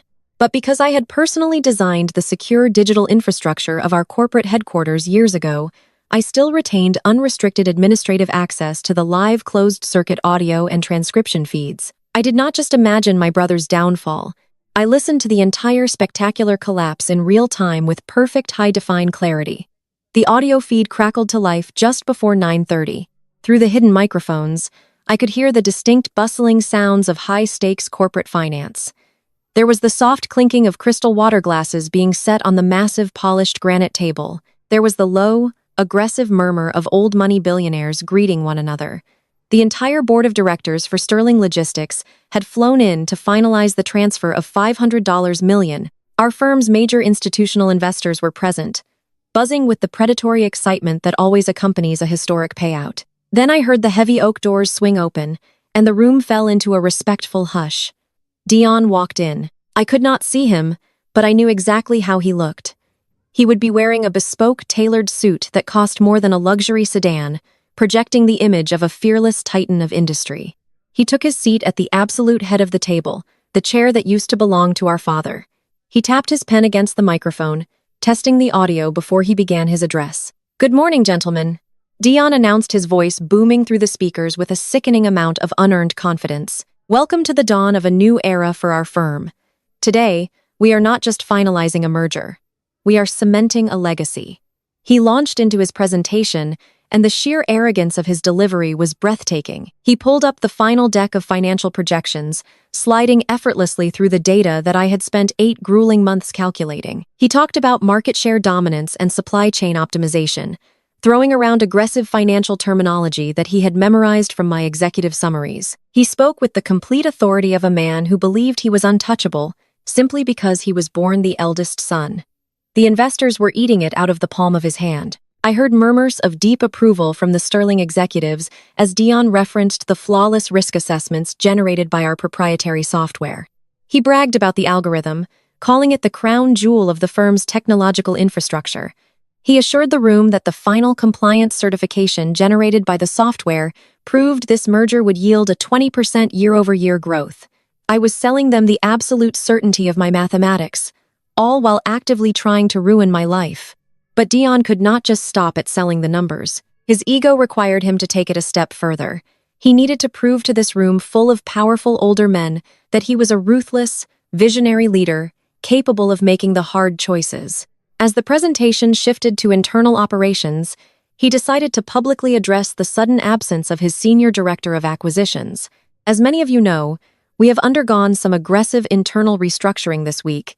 Dion stated, his tone shifting into a polished corporate brag. To bring this firm into a modern, highly optimized era, I had to make the difficult executive decision to trim the excess fat from our leadership team. We have officially streamlined the acquisitions department to eliminate outdated, uncooperative personnel.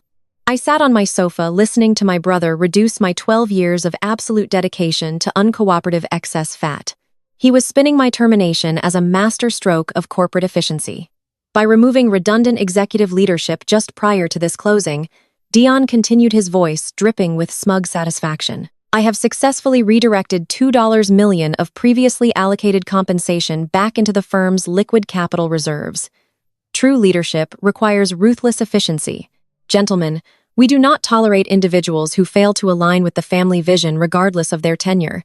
We are operating leaner, faster, and with complete unity. A low rumble of impressed applause echoed through the boardroom.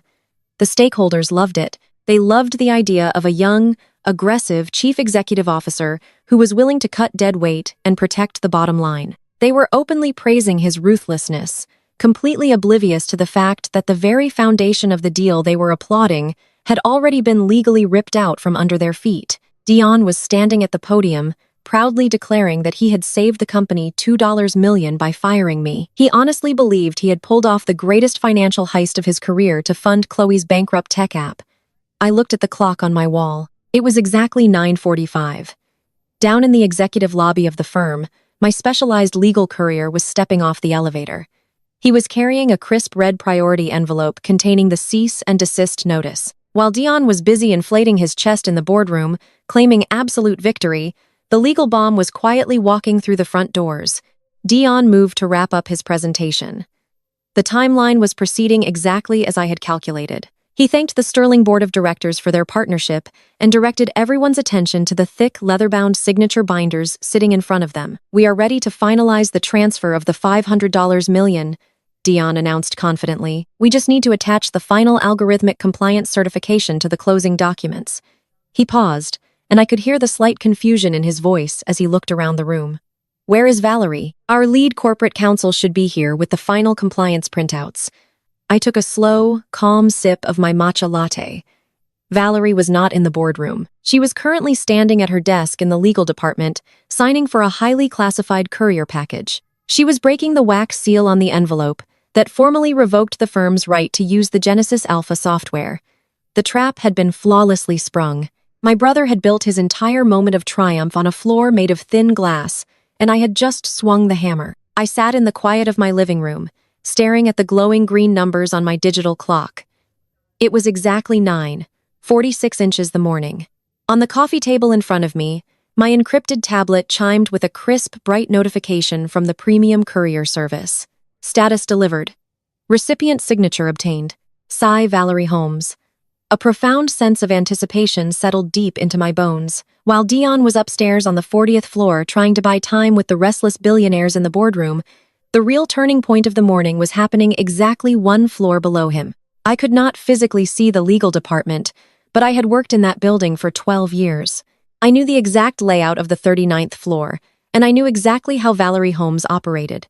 Valerie was a 50-year-old African-American woman who commanded absolute respect. She had been the lead corporate counsel for our family firm for nearly 2 decades, working shoulder to shoulder with my late father to build the legal fortress that protected our wealth. Operating as a black woman in a high-stakes corporate legal tier dominated almost entirely by older white men, Valerie had survived and thrived by being completely infallible. She wore immaculate tailored suits, missed absolutely nothing, and maintained a zero-tolerance policy for corporate negligence. She did not play family politics, and she certainly did not cover up executive incompetence. My father trusted her with his life, and I trusted her to read the law exactly as it was written. I knew exactly what was happening in her corner office at that very second. Valerie was standing behind her heavy glass desk, breaking the wax seal on the bright red priority envelope. She was pulling out the crisp, watermarked pages my attorney Elias had drafted just hours before. At first glance, she probably assumed it was a standard legal inquiry or a final vendor contract for the merger. But then, her sharp, experienced eyes would catch the bold header at the top of the page. Cease and desist. Revocation of intellectual property licensing. As she read down the first page, the temperature in her office would completely plummet. I knew the exact legal pathways she was mapping in her brilliant mind because she and I had designed the corporate bylaws together years ago. She was reading the undeniable documented proof that Dion had terminated my employment without cause on a Tuesday afternoon. She was reviewing the attached bank statements, proving that the new chief executive officer had maliciously and illegally frozen my compensation accounts. She was seeing the absolute proof of a material breach of contract. And then she was reading the fatal consequence, the automatic reversion clause. Valerie would immediately understand the catastrophic magnitude of the document in her hands. The legal language drafted by Elias left zero room for interpretation or negotiation. It explicitly stated that the family firm no longer owned the licensing rights to the Genesis Alpha software. The proprietary valuation algorithm that the company relied on was now legally classified as stolen intellectual property. Every single financial model, every risk assessment projection, and every single compliance report generated for the Sibling Logistics merger after my termination was entirely invalid. I took another slow sip of my matcha latte, listening to the audio feed from the boardroom upstairs. Dion was clearing his throat, trying to maintain his polished facade in front of the impatient investors. I am sure our lead counsel is just putting the final touches on the signature binders. He told the room with a forced, confident chuckle.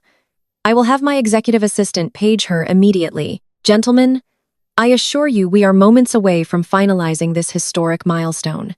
Dion had absolutely no idea that his lead counsel was currently experiencing a massive professional heart attack. Down in her office, Valerie was connecting the lethal dots. In the highly regulated world of private equity, compliance is everything. The Securities and Exchange Commission monitors mega mergers with ruthless scrutiny. The Sibling Logistics contract explicitly required a finalized algorithmic compliance certification to prove the financial viability of the $500 million transfer. Valerie knew that if she walked into that boardroom and allowed the Sibling directors to sign those closing documents based on reports generated by stolen software, she would be actively participating in federal corporate fraud. It would not just be a simple breach of contract lawsuit. It would trigger a massive federal investigation. The authorities would raid the building, seize the corporate servers, and freeze all executive assets. Valerie's own hard-earned law license, her freedom, and her impeccable professional reputation would be destroyed in an instant. All because my brother wanted to steal my bonus to fund his wife's failing tech app. Dion had not just put the family company at risk by attempting to use the stolen software to close a federal financial transaction. He had put a loaded legal gun directly to Valerie's head. Through the hidden microphones, I heard the heavy boardroom doors open slightly as Dion's assistant slipped into the room. Sir, the assistant whispered, her voice barely caught by the audio receivers. I cannot reach Valerie on the intercom. Her office line is going straight to voicemail. Dion let out a sharp, annoyed sigh that echoed through the room. Tell her to get up here right now, he muttered under his breath. We have $500 million sitting on the table, and these investors are not going to wait all morning. What my arrogant brother did not know was that his assistant did not need to page anyone. Valerie was already moving. I knew her well enough to visualize the sheer terror and furious panic gripping her chest. She was dropping the red envelope onto her desk, grabbing the now useless and highly illegal compliance reports, and marching out of her glass office. She was not walking like a subordinate bringing routine paperwork to her boss. She was walking like a federal prosecutor who had just discovered a massive active crime scene. She bypassed the administrative desks and headed straight for the private executive elevators. Every step she took was driven by the horrifying realization that the chief executive officer had secretly sabotaged his own firm. She knew that Dion was currently standing in front of the most powerful financial players in the city, aggressively selling them a product he had zero legal right to sell. She had to stop the signing. If a single pen touched that closing contract, the federal fraud would be permanently locked in. I set my mug down on the coffee table and leaned forward, staring at the audio receiver application on my laptop screen. The ambient noise in the boardroom was growing restless. The Sibling executives were shifting in their heavy leather chairs, coughing and murmuring to one another about the unprofessional delay. Don was standing at the podium, desperately trying to project authority, while his golden child armor began to crack under the pressure of the silent room. I was completely blind to the reality that the heavy oak doors of the boardroom were about to swing open. He thought he was seconds away from cementing his legacy as a titan of industry. He thought he had beaten me. He was eagerly waiting for his lead counsel to bring him his crown. He was about to receive a guillotine instead. The heavy oak doors of the executive boardroom flew open with a violent thud that echoed through my laptop speakers. The low murmurs of the impatient billionaires instantly ceased. I leaned closer to my screen, visualizing the scene perfectly. Valerie Holmes marched into the room. Usually, she glided through corporate spaces with an unbothered, flawless grace. Today, her sharp, tailored suit felt like armor she was about to lose. Her breathing was heavy, and her footsteps hit the polished marble floor with a frantic, desperate rhythm. Dion tried to salvage the moment. He let out a loud, forced laugh for the benefit of the Sterling Logistics Board of Directors. "Ah, gentlemen," he announced, his voice dripping with artificial charm. "Here is our lead corporate counsel now, with the final compliance certifications. Right on time, let us get those signature binders open and finalize this historic partnership." Valerie did not smile. She did not acknowledge the powerful investors sitting around the granite table. She walked straight past the regional banking presidents and the hedge fund managers heading directly for the podium where my brother stood. She slammed a bright red folder onto the wooden surface of the podium. The sharp smack of the heavy paper made several executives jump. "Dion, we need to speak outside immediately." Valerie ordered, her voice a tight, strained whisper that the boardroom microphones picked up perfectly. Dion tried to wave her off his ego, refusing to yield the spotlight. "Valerie, not right now. We have $500 million waiting for a signature. Just hand me the compliance report so we can close." Valerie did not back down. She grabbed Dion by the sleeve of his expensive suit jacket, her manicured fingers digging into the fabric. She physically pulled him away from the microphone, but she was so panicked she did not realize how loud her voice had become. She ripped her designer reading glasses off her face. I could picture the absolute horror draining the color from her skin. "Dion, please tell me you paid her." Valerie screamed, her voice cracking with sheer terror. "Please tell me you deposited Aisha's bonus this morning." The entire boardroom went dead silent, the kind of silence that precedes a catastrophic collision. Dion let out a nervous, dismissive scoff. "What are you talking about? I fired her on Tuesday. I froze her corporate accounts. I am redirecting that capital to Chloe's business. Now give me the compliance reports, Valerie. You are embarrassing me in front of the stakeholders." Valerie stared at him as if she were looking at a walking corpse. "You ignorant, arrogant fool," she hissed, her voice vibrating with a mixture of rage and panic. "You did not just fire an employee, you triggered the founder's intellectual property clause." I could hear the confusion in Dion's voice. "What clause?" "The algorithm belongs to the firm. I am the chief executive officer. I own it. You own nothing." Valerie practically sobbed, slapping the cease and desist letter against his chest. "Aisha owns the algorithm under a private holding company. The firm only held a conditional license to use it. The condition was that her employment remained secure and her bonuses were paid in full. The second you terminated her without cause and withheld her $2 million, you legally voided our access to the software." Dion stammered the reality, struggling to penetrate his thick skull. "So what? We will just use the data we already ran. The reports are printed. Just let them sign." Valerie grabbed him by both shoulders, completely abandoning professional decorum. "You do not understand. We no longer have the legal right to possess that data. The compliance certification required to close this $500 million merger is now classified as stolen intellectual property. If I let the Sterling board sign those documents based on stolen data, we are committing federal wire fraud. The Securities and Exchange Commission will raid this building by noon. We will all go to federal prison." The horrific realization finally dawned on Dion. The silence in the room stretched out heavy and suffocating. Through the audio feed, I heard the sharp, angry voice of Richard Sterling, the chairman of the logistics company. "Excuse me." Richard barked his chair, scraping against the floor as he stood up. "Did your counsel just say you are attempting to close a federal transaction using stolen intellectual property? Did you just try to sell us a fraudulent compliance report?" Dion's voice trembled, his golden child armor shattered into a million irreparable pieces. "Richard, please. It is just a minor internal dispute, a family misunderstanding. I can fix this. I just need a few hours." "There is no fixing this," Valerie interrupted, turning to address the furious investors. "Gentlemen, as lead corporate counsel for this firm, I am officially halting this transaction. We do not have the legal authority to provide the algorithmic compliance required by your terms. The merger cannot proceed." Chaos erupted. Billionaires began shouting, slamming their signature binders shut. The banking underwriters demanded their briefcases, yelling about gross negligence and immediate litigation. The room transformed from a celebration of my brother's manufactured genius into a hostile war zone of betrayed stakeholders. In the center of the storm, Dion stood completely paralyzed. He had risked a $500 million legacy just to steal $2 million from his own sister. He had tried to financially starve me to appease a wife who viewed our family as a disposable bank account. Now his entire empire was burning to the ground, and he was the one holding the match. I sat on my sofa, took a deep breath of the quiet morning air, and smiled. The dominoes were falling exactly as planned. The audio feed from the boardroom descended into absolute pandemonium. The sound of heavy leather chairs scraping violently against the polished marble floor echoed through my laptop speakers.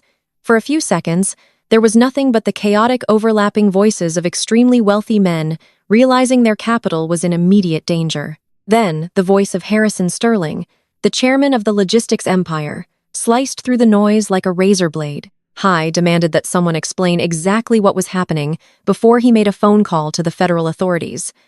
Valerie did not hesitate. She had spent 2 decades protecting this firm from liability, and she was not about to go to prison to cover up my brother's spectacular incompetence. Her voice rang out clear and unwavering. She addressed the entire room of investors and banking underwriters. She explained that just 48 hours ago, Dion had terminated my employment without cause. She told them that he had maliciously frozen my compensation accounts explicitly to withhold a $2 million performance bonus. The room grew deathly quiet as Valerie laid out the legal reality. She explained the founder's intellectual property clause. She detailed how my private holding company owned the valuation algorithm. They had all relied upon to approve this $500 million merger by violating my employment contract.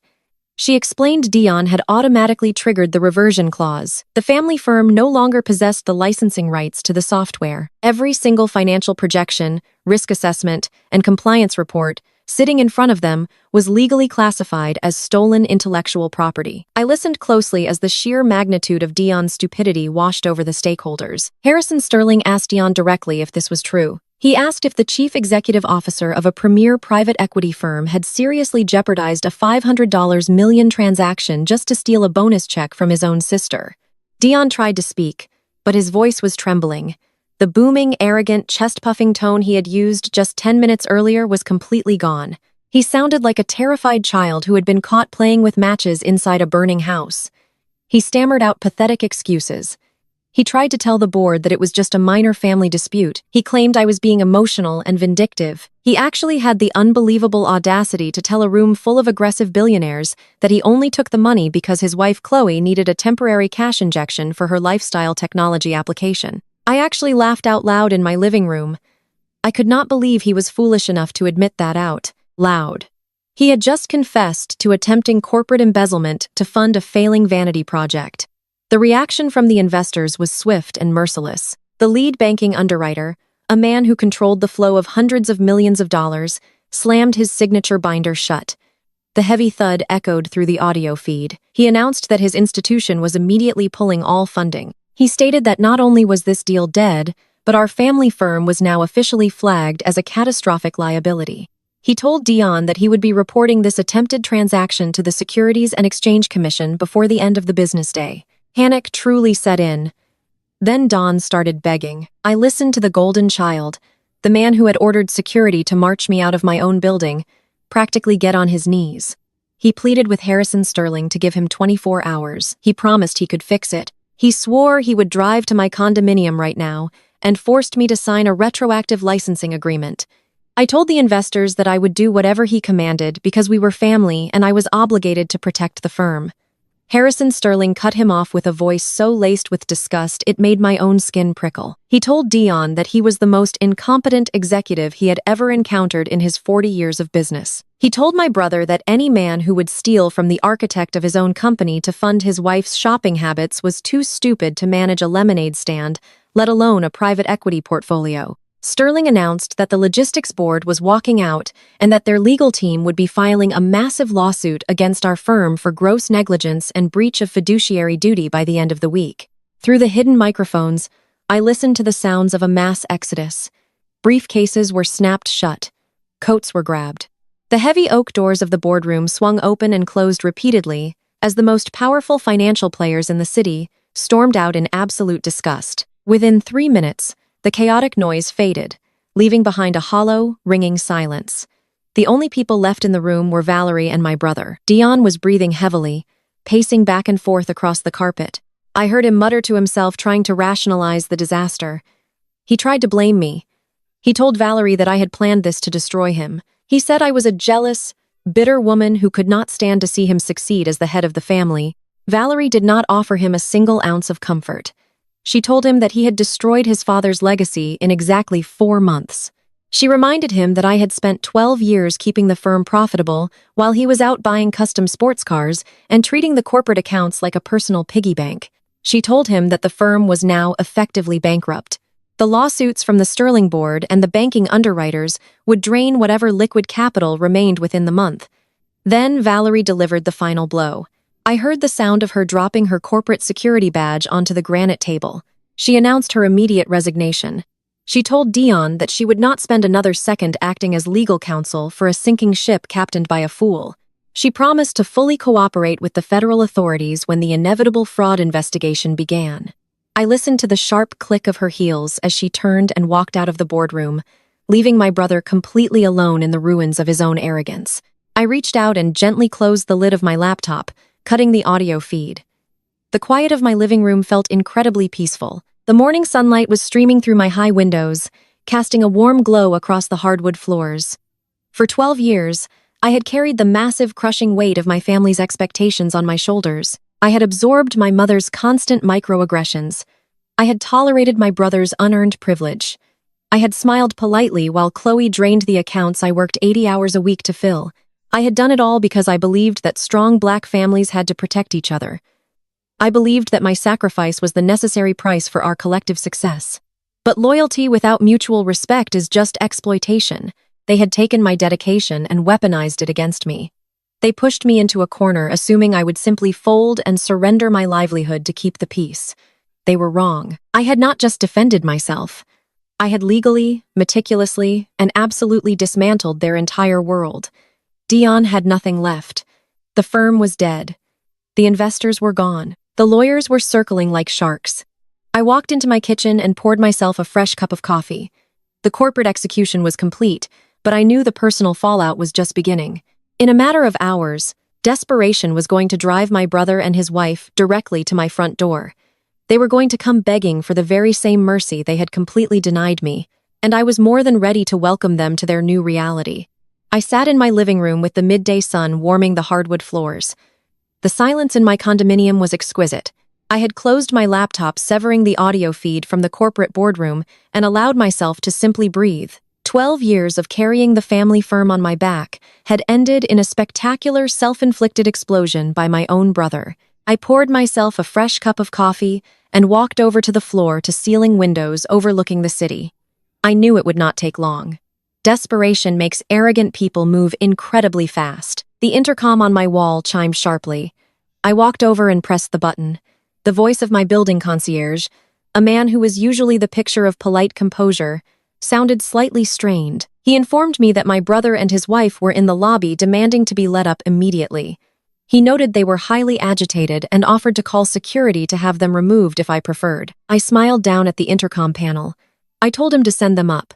I wanted to look them in the eye while the ashes of their empire were still falling. When the heavy knock came at my front door, it was not the confident, authoritative rap of a chief executive officer. It was the frantic pounding of a drowning man.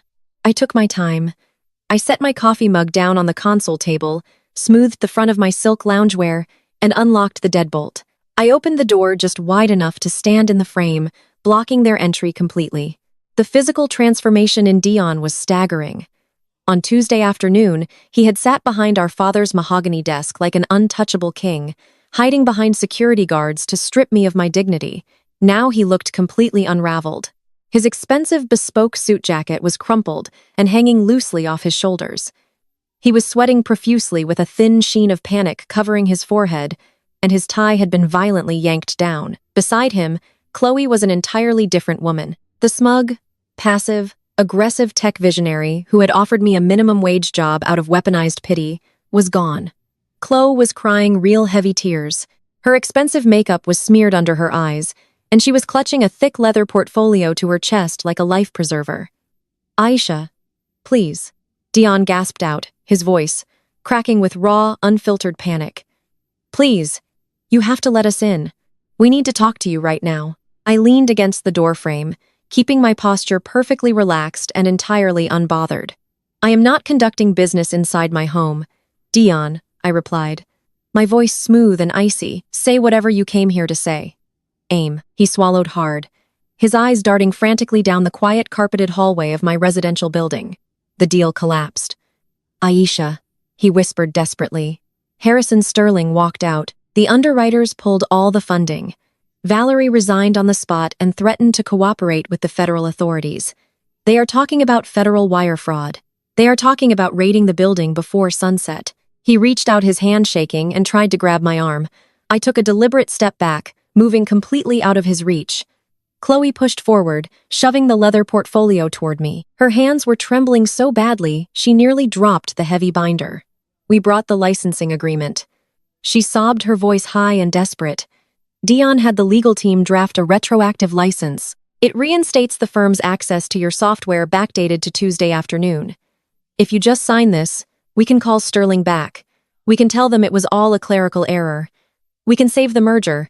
I looked at the thick stack of legal papers in her shaking hands, then looked up at her tear-stained face. "You want me to commit federal perjury to save you from the consequences of your own theft?" I stated, making sure the reality of her ridiculous request hung heavily in the air. "Aisha, you are destroying the family," Chloe cried, leaning heavily into her white fragility, hoping her tears would magically erase her cruelty from yesterday. "My app investors heard the news about the merger collapsing. They pulled my funding this morning. If this logistics deal fails, my company goes completely bankrupt. Dion will go to federal prison. We will lose our house in Pituac. You cannot do this to us. We are your family. You have to protect us." The absolute audacity of her words felt like a physical weight, but it only fueled my cold resolve. I looked at my brother, the golden child who had never faced a single real consequence in his 38 years of life. Where was this desperate loyalty to family on Tuesday? "Dion," I asked quietly, leaving no room for them to escape the truth. "Where was this deep respect for our legacy? When you had me escorted out of the lobby by security guards, where was your protective instinct when you maliciously froze my bank accounts and tried to financially starve me out to steal my $2 million?" Dion looked down at his expensive shoes, the shame finally penetrating his thick ego. "I made a mist," he whispered, his voice completely broken. "I was stressed. Mom was pressuring me about Chloe's business and keeping up our image. I thought you would just fall in line because you always fix everything. I did not know you would actually burn the company to the ground." "I did not burn anything, Dion," I replied, staring directly into his terrified eyes. "I simply pecked up the foundation I built and walked away. You are the one who tried to keep dancing in a house with no floor. You wanted to be the ruthless chief executive officer. You wanted to cleanse the toxic, uncooperative energy from the firm, just like your wife proudly posted on social media yesterday morning." Chloe let out a loud, pathetic sob, burying her face in her hands, but I felt absolutely no pity for her. "Well, congratulations, Dion." I continued, my voice ringing with total finality. "You cleansed me right out of your jurisdiction. You stole my position, and you withheld my compensation. You brought this entirely on yourself. Now you get to face the real world without my brilliant mind shielding you from your own staggering incompetence." Chloe thrust the leather binder forward again as if she had not heard a single word I just said. Her knuckles were white from gripping the heavy portfolio. "Aisha, please just look at the contract," she begged, her voice shrinking into a pathetic whine. Dion had the legal department type it up. The second Valerie walked out of the boardroom. "We will give you the $2 million today. We will unfreeze your bank accounts the minute you sign. We can fix this." I looked down at the expensive leather binder shaking in her hands. I told Chloe she could drop that useless stack of paper into the hallway trash receptacle on her way out. I explained that I would never in my lifetime sign a retroactive legal document drafted by a company currently under investigation for federal wire fraud. I told them their lawyers were completely powerless because my private holding company now dictated the terms of engagement. Dion wiped the sweat from his forehead with the back of his hand. His perfectly tailored suit was practically drenched. He looked at me with wide, terrified eyes. "Aisha, "What do you want?" he asked, his voice trembling with absolute defeat. "Just tell me what you want. I will give you anything you ask for to make this go away. The investors are drawing up the lawsuits right now. I am going to lose everything." I maintained my position, blocking the entrance to my home. $2 million was Tuesday's price. "Dion," I stated, my voice echoing coldly in the quiet hallway. $2 million was the massive family discount you received for my unwavering loyalty. That was the price for 12 years of me working 80-hour weeks while you played golf on the corporate account. That was the price for me swallowing my pride and letting you take credit for my genius so our mother could brag to her social circle. I took a deliberate step forward, forcing my brother to shrink back, but that discount expired the exact second you called security to march me out of my own building. It expired the moment you froze my checking accounts to starve me out. You wanted to do business like a ruthless executive instead of a brother, so we are going to do business on my terms. Chloe sniffled, wiping her ruined makeup with the back of her hand. "What are your terms?" she whispered. I looked directly at Dion. "I will grant a limited single-use enterprise license of the Genesis Alpha software back to the firm. This temporary license will be restricted entirely to generating the final compliance certification required for the Sterling Logistics merger. It will allow you to legally satisfy the closing conditions, save the $500 million deal, and keep you out of federal prison." Dion let out a massive, shaky breath of relief, thinking he had just been thrown a lifeline. "Thank you, Aisha," he gasped, nodding rapidly. "Thank you. I promise things will be different. We will get the paperwork started." I held up my hand, stopping him immediately. "I did not say I was doing this as a favor, Dion.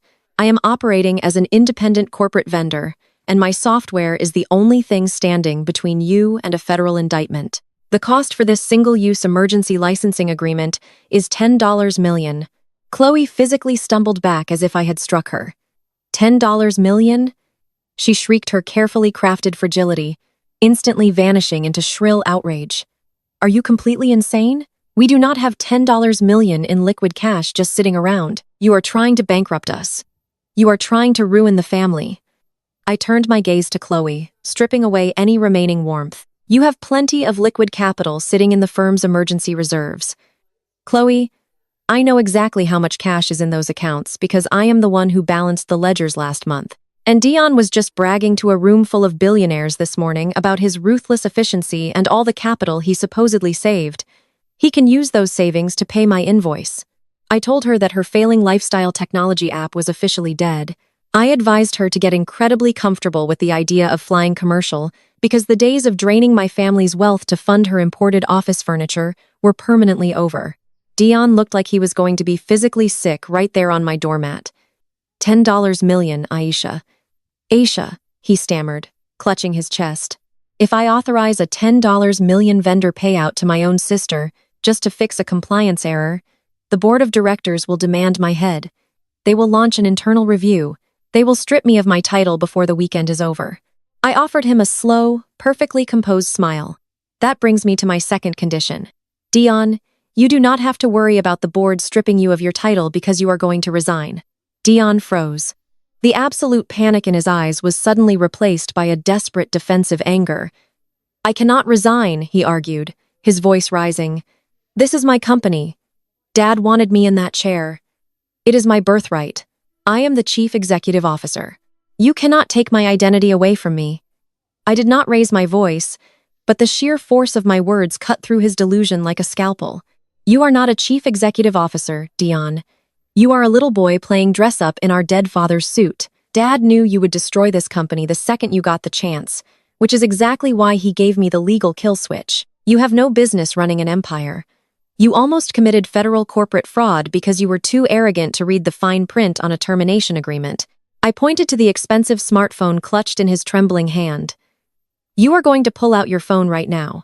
You are going to draft a formal letter of resignation addressed to the entire executive board and all major stakeholders. You will cite unforeseen personal health reasons. You will state that your resignation is effective immediately and that you are stepping down to focus on your family." Dion stared at me, his mouth opening and closing silently. He looked like a fish suffocating on dry land. "If you do not send that email within the next 60 seconds, I told him, stepping back into my condominium and resting my hand on the heavy door. I will shut this door in your face. You can leave my property, go back downtown, and explain your corporate embezzlement strategy to the federal authorities. The choice is entirely yours, brother. You can lose your unearned title and $10 million, or you can lose your freedom. The psychological collapse was immediate and absolute. Dion looked at his crying wife, who offered him zero comfort. She was too busy realizing that her endless cash cow had just been slaughtered. Dion looked back at me, his shoulders slumping in total defeat. The golden child armor was completely gone, leaving behind nothing but a terrified, incompetent man who had finally run out of second chances. With trembling fingers, he unlocked his phone and opened his email application. I was entirely at my mercy, and we both knew it. Dion pressed his thumb against the screen of his smartphone. A soft digital swoosh confirmed the resignation email had been sent to the entire executive board and every major stakeholder. He let his arm drop to his side, staring at the floor as if he had just watched his own funeral. Chloe let out a pathetic whimper, leaning against the hallway wall. I pulled my own phone from my pocket and refreshed my inbox. The message was there. The subject line read, "Official resignation," and the body text cited, "Unforeseen personal health reasons," exactly as I had dictated. I looked back up at my brother, ready to verbally dismiss them from my property. Before I could speak, the sharp, rapid clicking of expensive heels echoed down the quiet carpeted corridor. I did not even need to look up to know who was approaching. The heavy scent of signature floral perfume preceded her. My mother, Yvonne, marched around the corner. She must have bullied the lobby concierge into letting her use the private elevator. She was wearing a pristine ivory coat, and her face was pulled tight into an expression of absolute furious authority. Yvonne stopped dead in her tracks when she saw the scene unfolding in front of my door. She looked at Dion with his ruined suit and defeated posture. She looked at Chloe, sobbing against the patterned wallpaper. Then she turned her blazing eyes on me. Aisha. Yvonne snapped her voice, cracking like a whip. "What on earth are you doing to your brother?" The concierge told me he came up here in a panic. I have been calling his phone for 20 minutes. I stood my ground in the doorway, keeping my posture perfectly relaxed. "I am just finalizing a business transaction." "Mother," I replied smoothly. Dion just purchased a single-used software license to keep himself out of federal prison, but the cost was $10 million and his immediate resignation. He just hit send on the email. Yvonne physically recoiled. Her manicured hand flew to her chest as she absorbed the words. She turned to Dawn, her eyes wide with horror. "Dion, tell me she is lying. Tell me you did not resign." Dion could not even look at her. He just shook his head, staring blankly at the floor. The deal collapsed. "Mom," he whispered. "She took the algorithm. The investors walked out. I had to do it." Yvonne spun back to face me. The initial shock vanished completely, replaced by a blind, desperate rage. She stepped forward, trying to use her physical presence to intimidate me, just as she had done my entire life. "You will undo this right now, Aisha." She ordered, her voice dropping into that low, demanding register she used to control the family. "You will call the board of directors and tell them Dion's email was a mistake. You will sign whatever paperwork he needs to fix this merger, and you will drop this ridiculous $10 million extortion attempt. You are tearing this family apart over a petty grudge." I looked at the woman who had spent 35 years demanding I shrink myself so her golden child could shine. I felt absolutely no anger anymore. I only felt an overwhelming, profound sense of pity. "I am not undoing anything, Mother," I stated, my voice ringing clear and steady in the hallway. Dion broke the company because he thought he was untouchable. He fired me to steal my bonus so he could fund Chloe's bankrupt tech app. He tried to freeze my bank accounts to starve me out. He did all of that with your complete blessing and encouragement. You enabled his arrogance every single step of the way. Now you both get to pay the bill." Yvonne raised her chin, trying to wrap herself in her matriarchal armor. "We built this family legacy for generations," she declared, using the same manipulative tactics she always relied upon. "Your father worked himself into an early grave to build that firm for us. For our people, strong Black families protect their wealth. You are handing our legacy over to lawyers and vultures because you are too bitter to support your own brother. You are a disgrace to your father's memory." The invocation of my father did not break me. It only sharpened my blade. Do not you dare speak, for I countered, stepping forward and forcing Yvonne to hold her ground. Dad built the foundation of that firm, but I am the one who kept the lights on for the past 12 years. I built the software that saved us from bankruptcy. I worked 80-hour weeks closing deals while Dion was busy playing golf and spending corporate capital. Dad knew exactly how incompetent Dion was, which is why he legally separated my intellectual property from the firm before he died. He gave me the kill switch because he knew that one day Dion's greed and your blind favoritism would threaten everything.